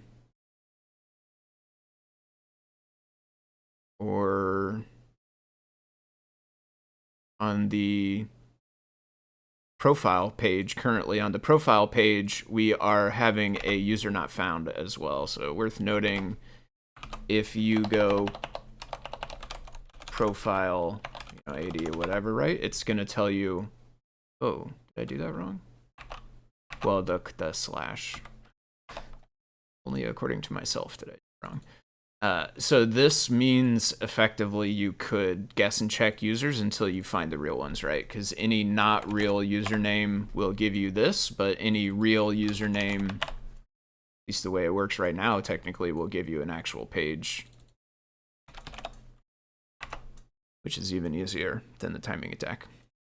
You don't have to time anything.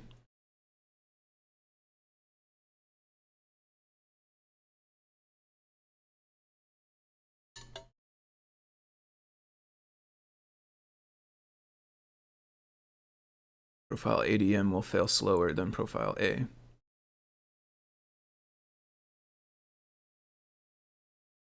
Interesting.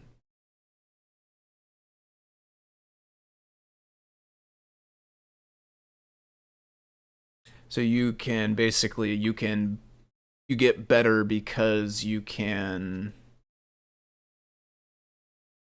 direct yourself based on the results, kind of like you can kind of try to solve one character at a time, basically, right? Just choose the first character until you get the fastest or the slowest or whatever marker you're looking for, and then change the next character until you get the fastest or the slowest. So you're like brute forcing it one character at a time, kind of because you get feedback about the most recent character that you entered.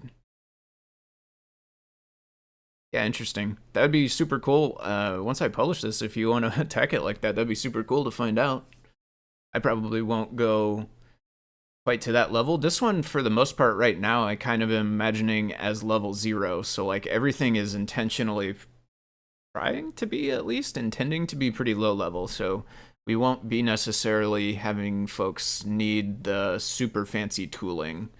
Like everything here, my hope is everything here should be able to be solved easily by a person who doesn't have much experience with using just the browser, the inspector, view page source, that sort of stuff, the JavaScript console, which is part of the browser developer tools. So like broadly speaking, the browser developer tools, and then I mean, technically you could do it with just that, but I will say part of it is going to be easier if you have like Postman or curl or Python requests, anything that makes it easy to send requests, post requests in particular. You can do that from the console with JavaScript code. Possibly you could do that some other way in the developer tools as well. I don't know. But like, at least for me, Postman or Python requests or PyCharm has one built in as well, an HTTP client. Curl, if you're a Linux person, curl lets you do it from the command line. If username is not in the user DB keys, so the question is, does it implement user not in big list? Everything else can be ignored. I gotcha. Okay, where am I at? So when we log in, that's where I'm trying to go, is when we log in, we want to be doing our comparison. Where is our login function? Login. Okay, so yeah. What do we get here? We get it like a request object with something.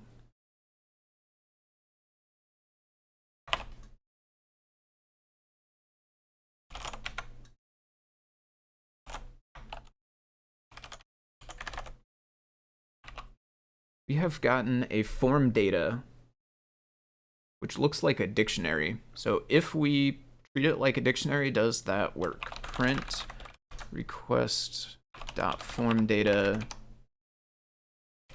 username.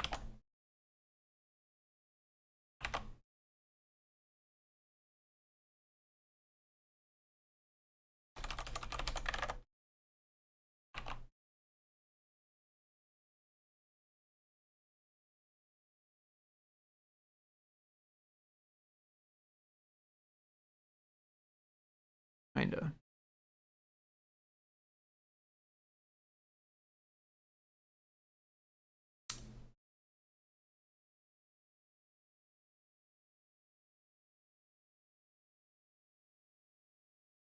Got like, what is this type of? We got the kind of like terminal string representation, B apostrophe our value and then apostrophe, but our apostrophes are replaced with HTML entities. But the apostrophes are like just part of the sort of terminal output anyway, right? The apostrophes are not in the literal object. So that is kind of weird.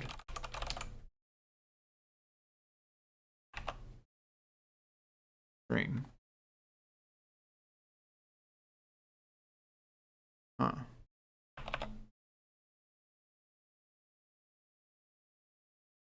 Is that because I chose the multi-part thing? Wonder if we should go back and do...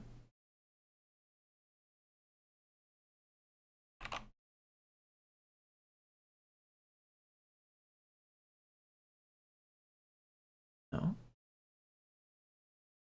Well, that's the escaping, but the why are the apostrophes in the thing that gets escaped?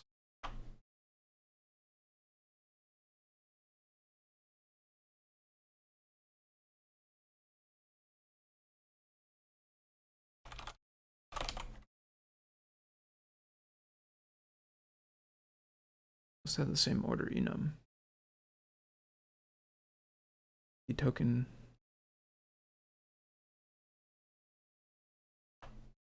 Yep, are officially indefinitely deeper than I have any understanding.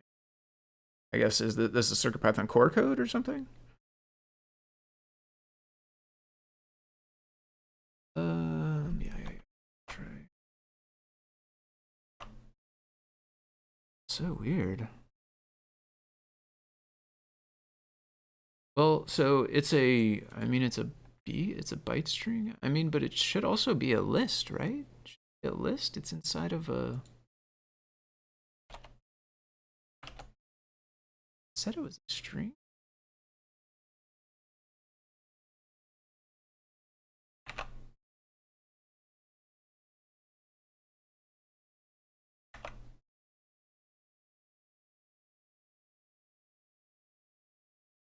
That didn't work. It allowed me to access 0, but it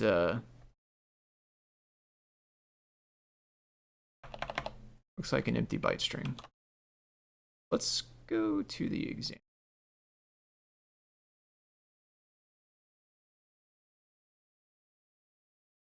What do we do here? That's query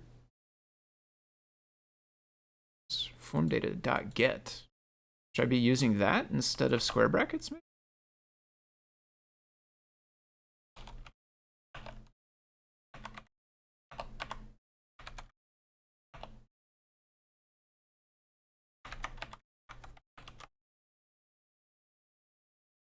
Isn't that a method of dictionary?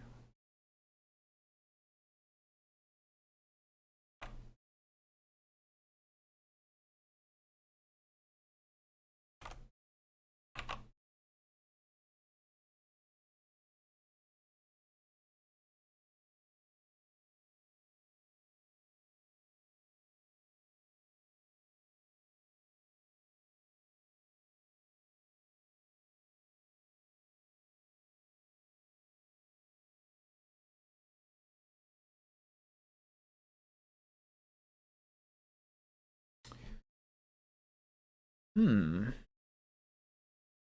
it's getting put through the HTML entity coder thing, but it doesn't really make a lot of sense why, because also, is the B, like, is it a literal B?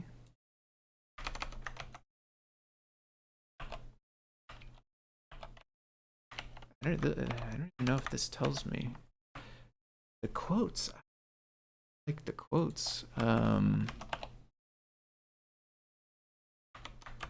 We're gonna do stars instead of quotes. Understand if it has apostrophe? Like, why did it come through with apostrophes in it? The only thing that should have gotten put through the escaper should have been the value, the raw value that came through. The raw value shouldn't, I don't think, have those quotes in it. Yeah, see, multi-part. So this is literally what we sent. So the actual data here, it does not have those quotes. But then when we do get into here, you know, it seems like some part of the Python code has taken the terminal string representation of a byte string, you know, B quote, whatever, end quote.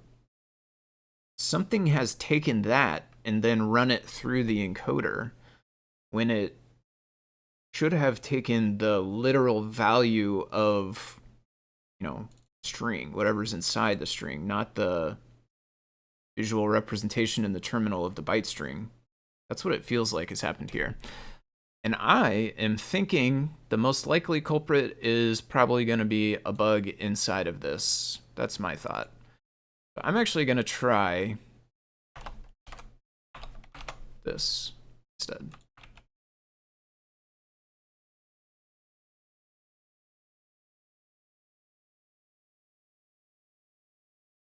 And if that is the case, we can potentially make an issue. Yeah, see, now we have a more simple sort of thing. Yeah, there we go. Okay, that's our literal value right there. That's exactly what we want. Exactly what I'm going to do it that way. Could be a bug in the URL. Well, it's not URL decoding, but it's the form data decoding. Seems like there may be a bug in there. You need to decode the byte string as ASCII first. Yeah, something like that. Something is taking the representation of it and then manipulating that representation of it rather than its literal value. It's the escaping we showed earlier. It's pre-escaping. Instruct you when you display them. Yeah, but it shouldn't have those quotes, I don't think. Or the B. Something, that's the part that's messed up. Is it's like the doing the escaping is good, although technically it would mess up the password actually, so it would be. I'm not sure if it's bad all the way, but it might be. But it will affect the password, so that might be bad. But the thing, the actual crux of it is that it's like doing that escaping on a representation rather than a literal value. But that's fine, because now we got this one, so we'll use this one for now. So we want to, when the user's trying to log in, we want to check the database and see if that username exists. If it does, then we want to check the password against the password that was passed to us. So I'm going to make a username equals, I'm going to call it inc for incoming username equals, then incoming password.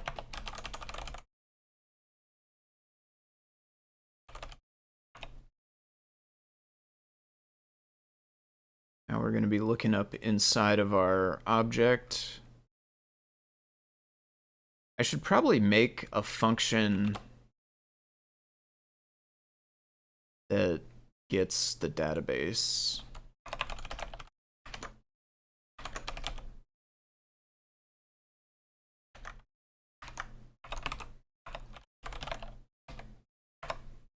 And then I can add the decryption in here. And we will not have to duplicate the same code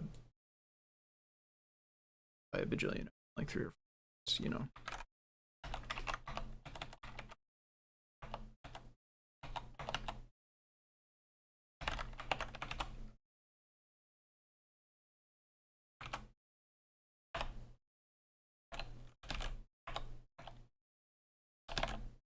If the user is not in the list of users, which is database object users keys, although I think that's optional. Not in that, we're going to return an error.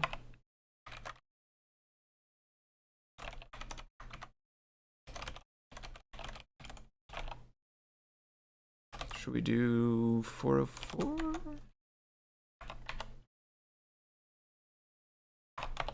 So yeah, this is another place where like you probably shouldn't do this, right? Instead of telling them user not found, you should just say invalid login, right? Username or password was incorrect.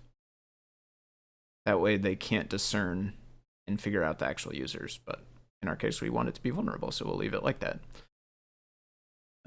If it's not in there, we're going to return that error. So then next we're going to check the password. So stored password equals database object users username, incoming username, password. If stored password is not equal to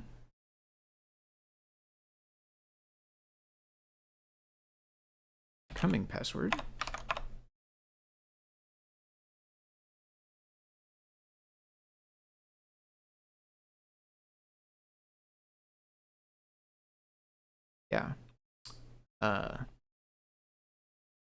HTML entity encoding, that is actually going to break the passwords. Because it's going to encode them in the value that gets passed in from the form, but they are not encoded in the database.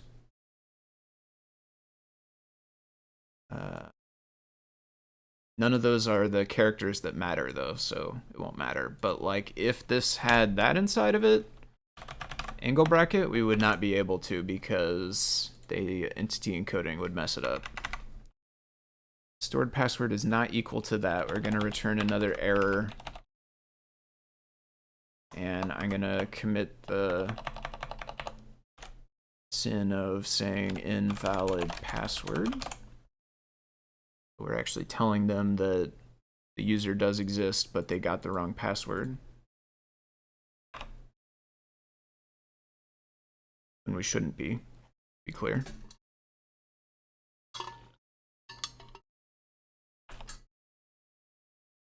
And if we make it past those two checks, that means the user they sent in does exist and does match the password, which means they got it correct, which means they're going to be logged in, which means we're going to return them to the profile page. And I think I would like to just give them a redirect if we could. How do we do that? Redirects. Return, redirect, request.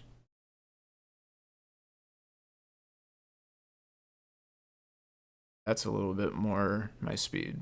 Okay, so we just give it a URL and then permanent, which is, I don't know what permanent means really, but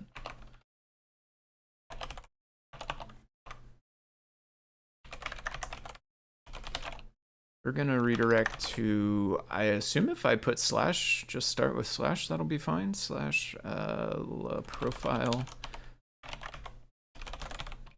incoming username.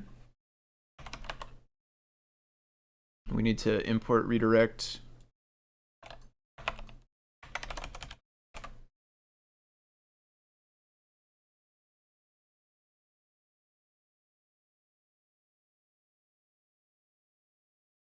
Okay. Finally stop returning index when log. If we log in successfully, we will get redirected to the profile page. One thing we should probably do, I wonder if we can put headers in this. One thing we should do is we should be checking here if the user from the database has isadmin true, and if they do have isadmin true, we should save the cookie isadmin true onto them. But let's go one step at a time. See if this works. I get ahead of myself sometimes where I want to check the next thing before I've even validated the last thing.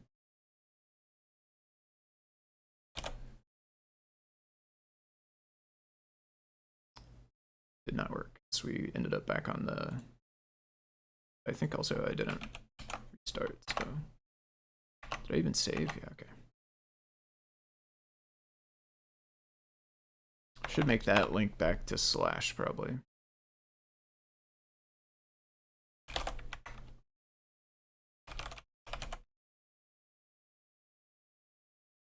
So we got user not found.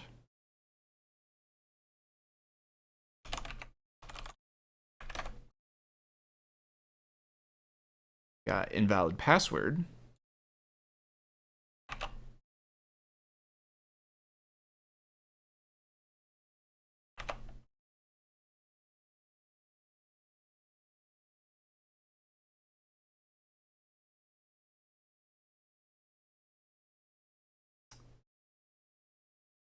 Oh.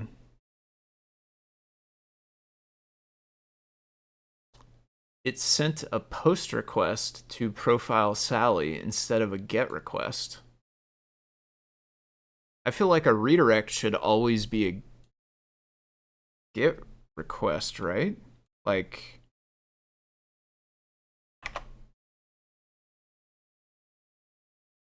.307.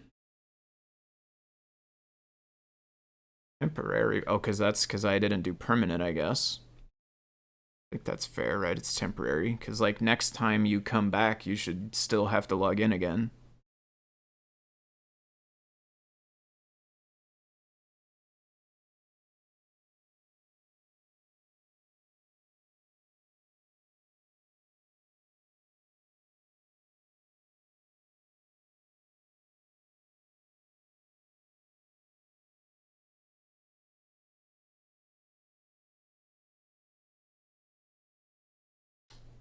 That is very odd that it did a post.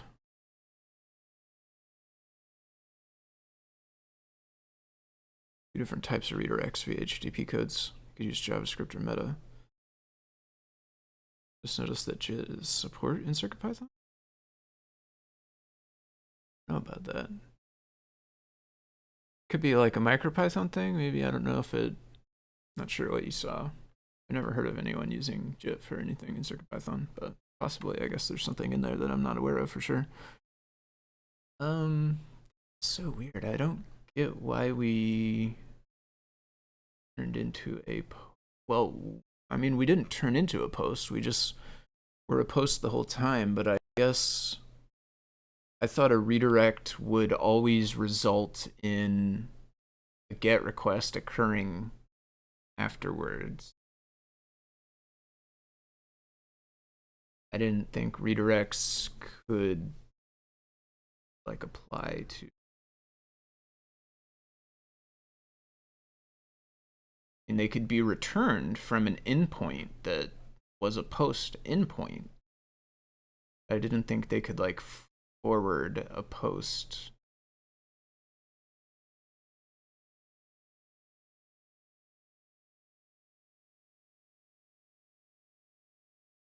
One thing I noticed is it does take in request. I'm wondering if it reuses request method.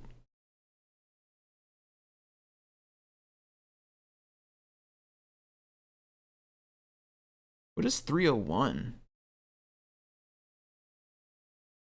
But I thought 301 was a redirect.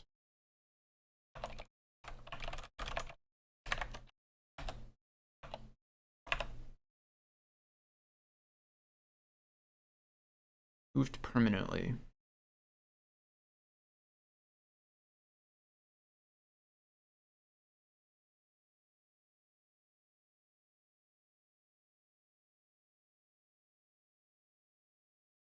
Does headers contain the method?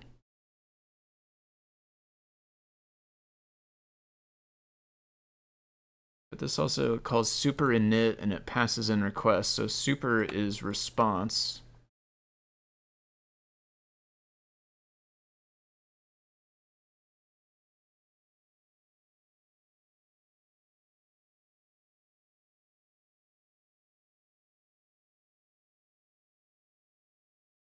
Copies headers. What happens with request? Stored under request.connection, message header.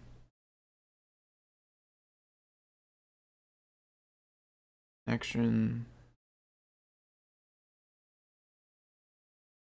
closed.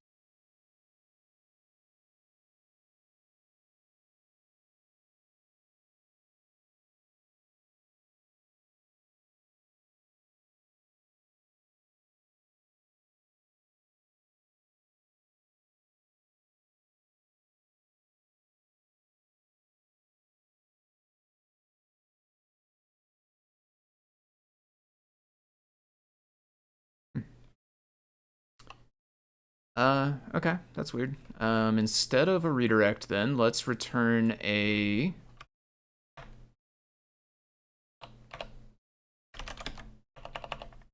I really want a JSON response.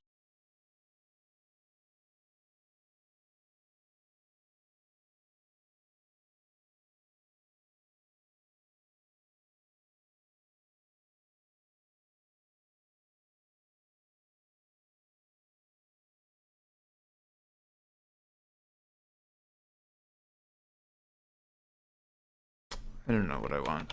Honestly, I want the redirect to work. If I return, so like I was gonna down the road, maybe it's a JSON response and it has like success true or whatever, and then the code in the client side checks that and can redirect from JavaScript, like you said earlier. But that means we need JavaScript code to handle the response, and we currently don't have. We're not doing JavaScript at all. We are just submitting the form, and I would really love, I think, not to have to write JavaScript on this page. Because if we want to be able to handle the response, we would need JavaScript to be submitting the form, getting the response, rather than just relying on the form and the submit button just working. I would like that to work. So I would like to redirect to profile username. That is not working. I guess it's kind of similar to this, which is what I suppose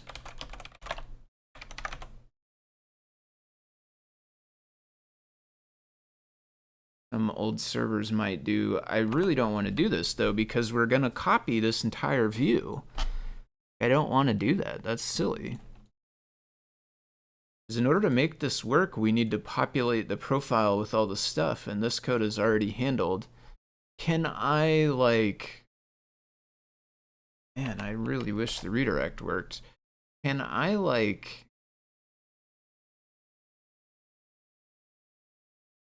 Can I just call this?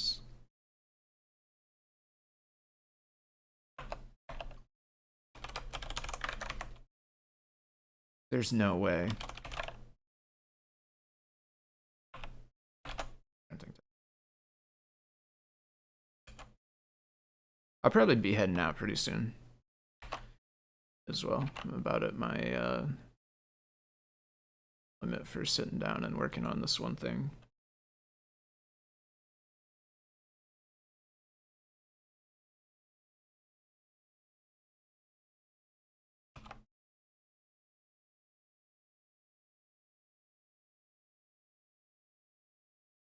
Yeah, so that worked. So that actually, surprisingly to me, that worked. Worked better than I thought it would, but the problem is that it didn't change this. The thing I view as the problem is that it didn't change the URL, which means we didn't end up on /profile/Sally, which means we have less opportunity to discover the fact that this is actually vulnerable to just changing this. Just kind of the, like, what we're trying to point the user to. So having this just return the page but not change this doesn't really help us all the way.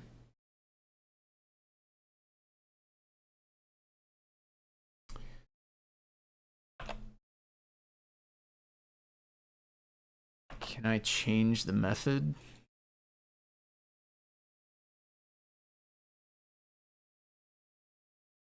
Script window location? Two different types of redirect. Oh, that one's from before. Emit in thumb and C. Looks like generate thumb assembly. Benza. That doc mentioned post. Should have looked. Or I'm not sure what doc I had open.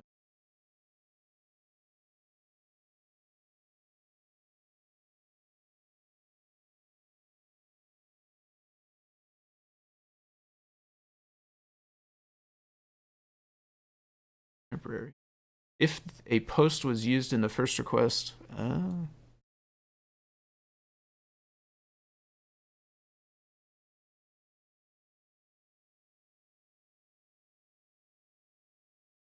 what?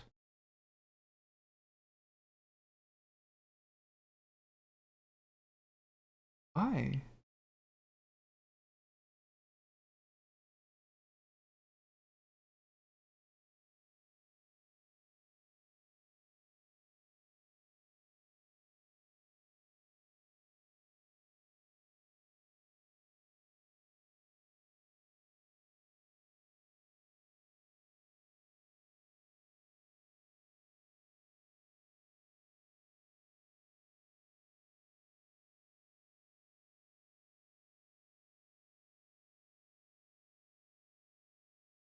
With the exception that the user agent must not change the HTTP method used.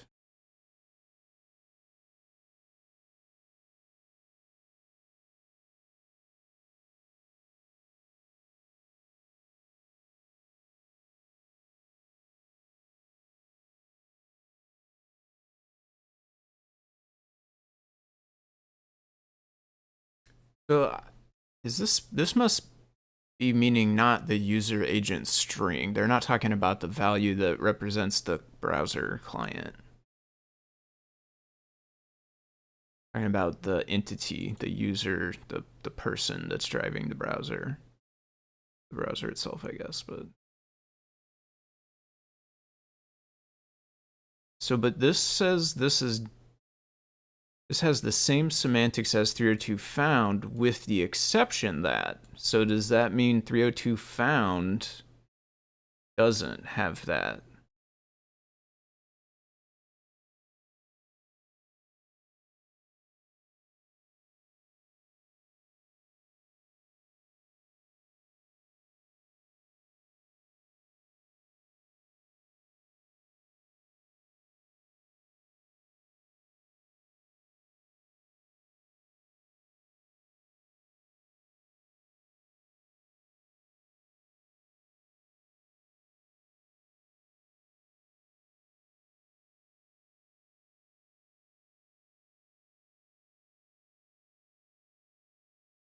I don't like if I move it or resize it a little bit, sometimes it goes invisible.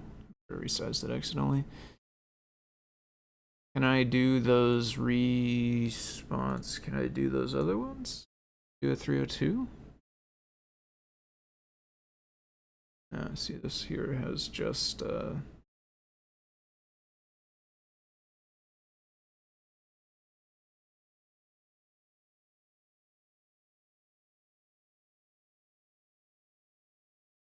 response. So if I made a response with a 301 or 302 status, and then if I put a location header with the URL I want to go to, would that work?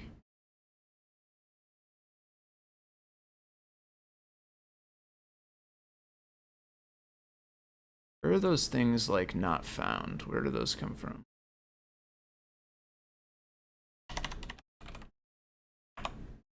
Status. There's not a 301. So we'd have to also make a status. We're venturing well off the beaten path of what's here so far, but let's see if it works. So we want to return a response. Our response gets this request. It gets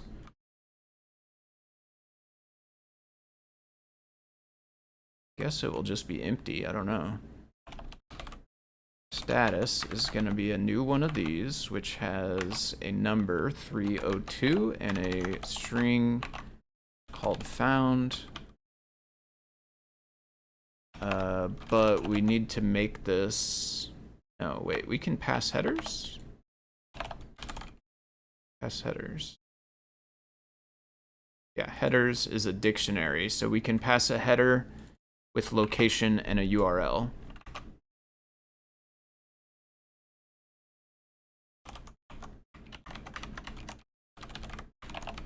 Our URL is /profile/inc username/.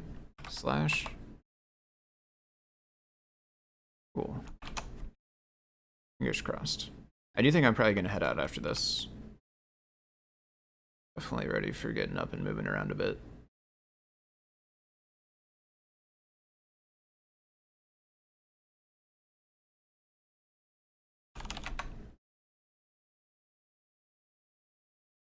Surely do not have Sally's password still copied.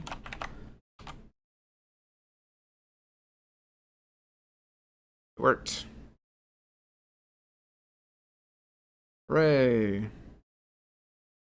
Could also be isAdmin false, although, yeah, isAdmin is false. Nice. I don't think I'm actually checking for that. I think that's just a happy accident from the fact that it's on the index, but nice. And we have this now, which is really what I wanted. Cool. And then let's just double check that it fails, like, if I don't have the right password. Valid password, perfect. Yeah. Okay. So one thing that would be cool is to make...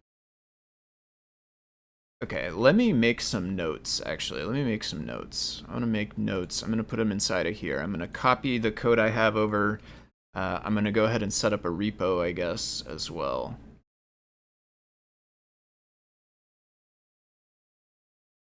Accidentally... Oh, no, that's outside. Yeah, that's fine. Okay, I want notes. Notes file, which is going to be...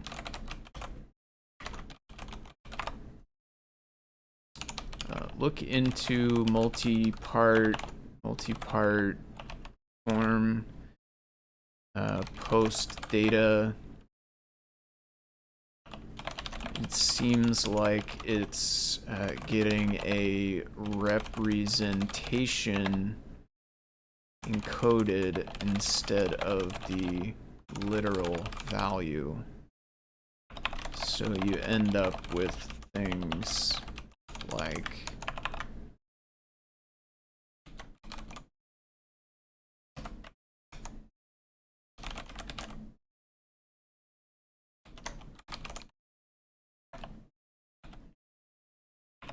okay, so that's one. Another thing to look into /do is implement 301 and 302 redirect into the API so that it's easier. It'd be nice. I think probably the best place to do this is in the redirect class, right? Right now, redirect class has permanent, which is going to be true or false. Has permanent, which is a Boolean, true or false. But it'd be nice if it had something else that would allow it to be 301 or 302. So we could take the status code as a number. I don't know if I'm into that all the way. I mean, I kind of like it, but it's so different from this that I hesitate. You know what I'll do is I'll ask Michael. Michael Pocusa did a bunch of work on this library. I'll ask if they have thoughts or ideas on that. I'm curious to see what they think. Yeah, it's awkward because basically for 301 and 302, this permanent is non-relevant, right? Like that's not a thing, is it? Well, okay, with 301 moved permanently, the URL of the requested resource has been changed permanently. The new URL is given in the response. Response code means the URI of the requested resource has changed temporarily. Further changes might be made in the future, therefore this same URI should be used by the client future requests.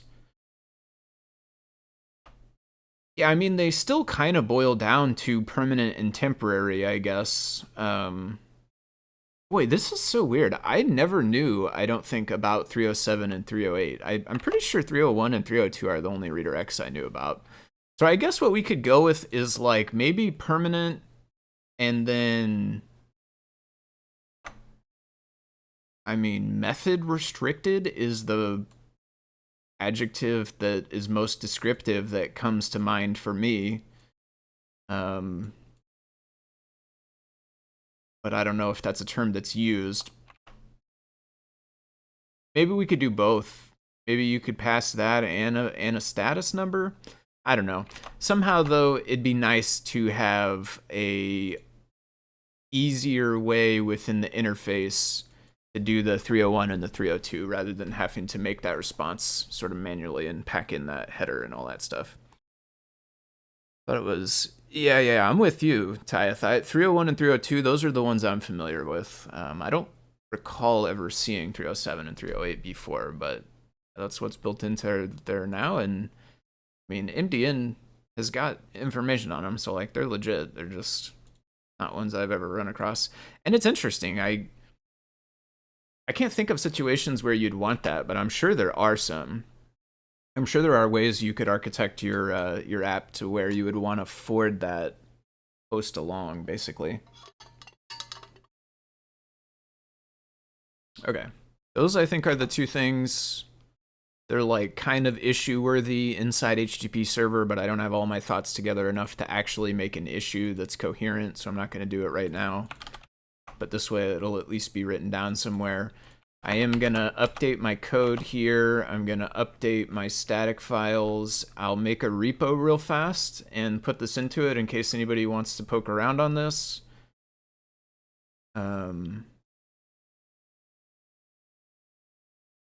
Yeah.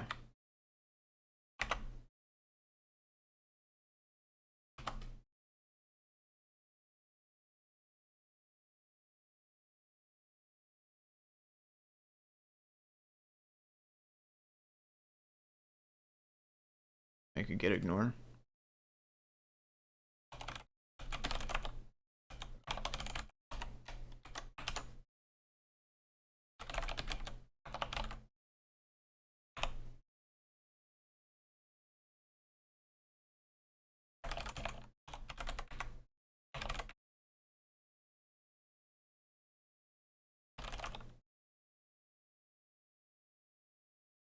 I put it inside the static folder.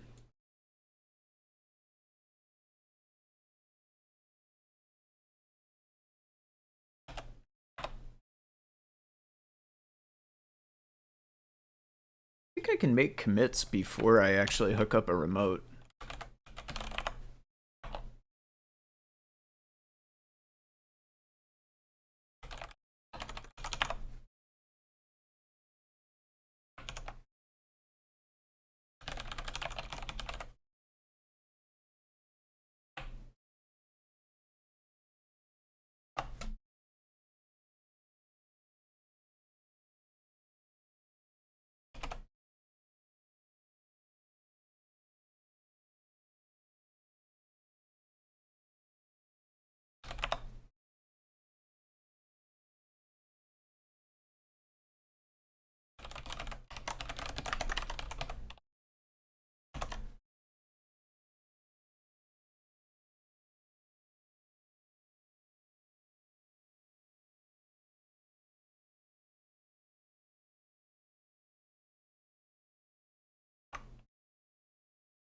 If I manage to do this properly, get remote add foamy guy. Get fetch foamy guy. Thing is, I think it's going to make me want to pull first. Of course, there is main also, which is I've actually committed. Commits go to branches not until you push, right? I don't know. Do get checkout main. What? All my files.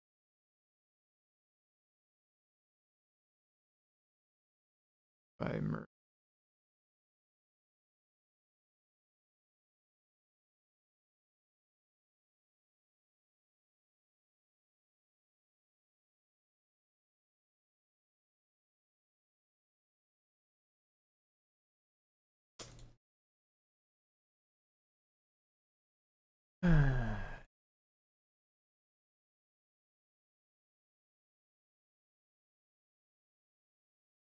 Not really interested in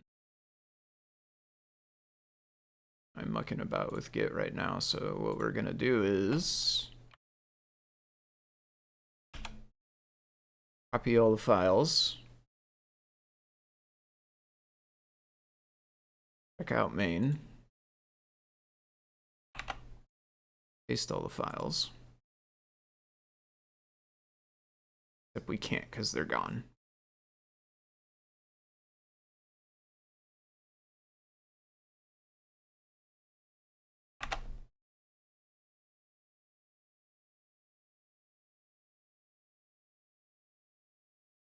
All the files.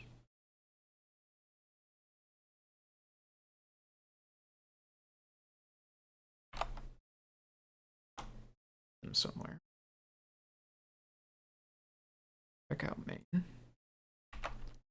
Copy all the files again.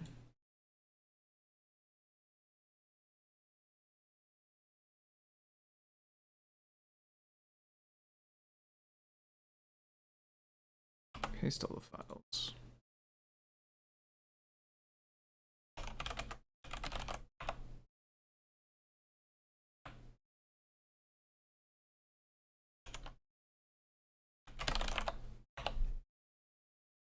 I have 2 commits on master that never get used, but that's fine.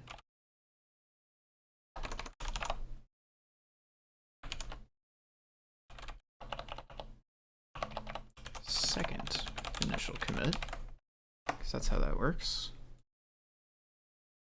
And then finally we can push to main.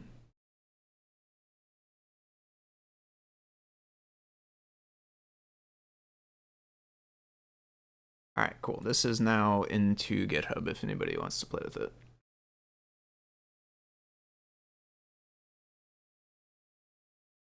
Hi all, thanks for the stream. Yeah, for sure. Thanks for hanging out. You can commit all you want without a remote. A remote is only needed to push, pull, or fetch. There's a copy of all the branches locally and remote. You want to make your initial commit locally and push. Don't create initial commit. I probably messed up everything you're telling me here. Don't create an initial commit in GitHub. Delete the main branch.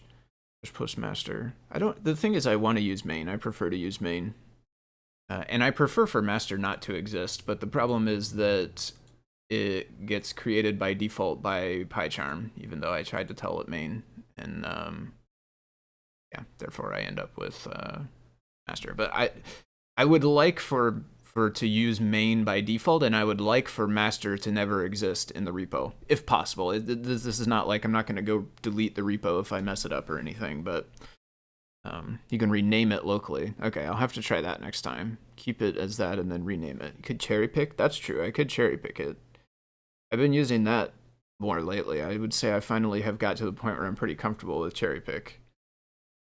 Check out main and then get branch D to delete master, it looks like. Rename it. Oh, I don't think I've ever renamed with the command line. PyCharm does it. How's it going, Santiago, or Santiago? Apologies if I mispronounced that over there on the YouTube. Thanks for checking in and saying hi.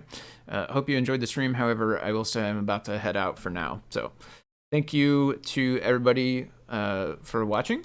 This code that I have been working on is now on GitHub. So if you do want to play around with it, you can. It's here. GitHub Foamy Guy, CircuitPython Web CTF.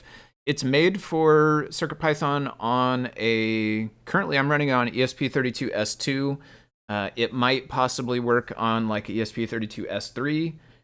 It might work on a Pico W, although I don't know if there's enough space to actually store all the HTML files and stuff. So yeah, ESP32S2 and S3 are probably your best bets for right now if you do actually want to run this code. That's what I've been testing on. If you try it out and have issues or have ideas for ways to do stuff, feel free to make an issue or a pull request. I still have some work I want to do to evolve it. We need to encrypt the database file and do some stuff like that. So still more plans in the works for what I want to do, but I'm also happy to see any ideas that other folks have. I think I even used git branch m main instantly renamed. Then you can push after. And I'll have to try that stuff. All right, so I'll head out for now. Thank you, everybody, for watching. Hope you all have a good weekend, good rest of your Saturday, and a good rest of your weekend. I will be back, which I don't think I ever got around to mentioning, although I put the card up at the beginning to try to remind myself, and it apparently did not work all the way. I will be back next week for Deep Dive, so I'll be back on Deep Dive Friday at 2 p.m. Pacific or 4 p.m. Eastern. No, it's 4 p.m. my time. It's 4 p.m. Central, and it's 2 p.m. Pacific. I don't know. Eastern is 5 p.m. I guess probably. So I'll be back then for that, and then I'll be back, of course, next week here at 10 a.m. On Saturday for the usual time slot. Thanks, Tim. Have a nice weekend. Yep, you too as well. Thanks, Paul, and Tyeth, everybody watching Clever. I will see you all later.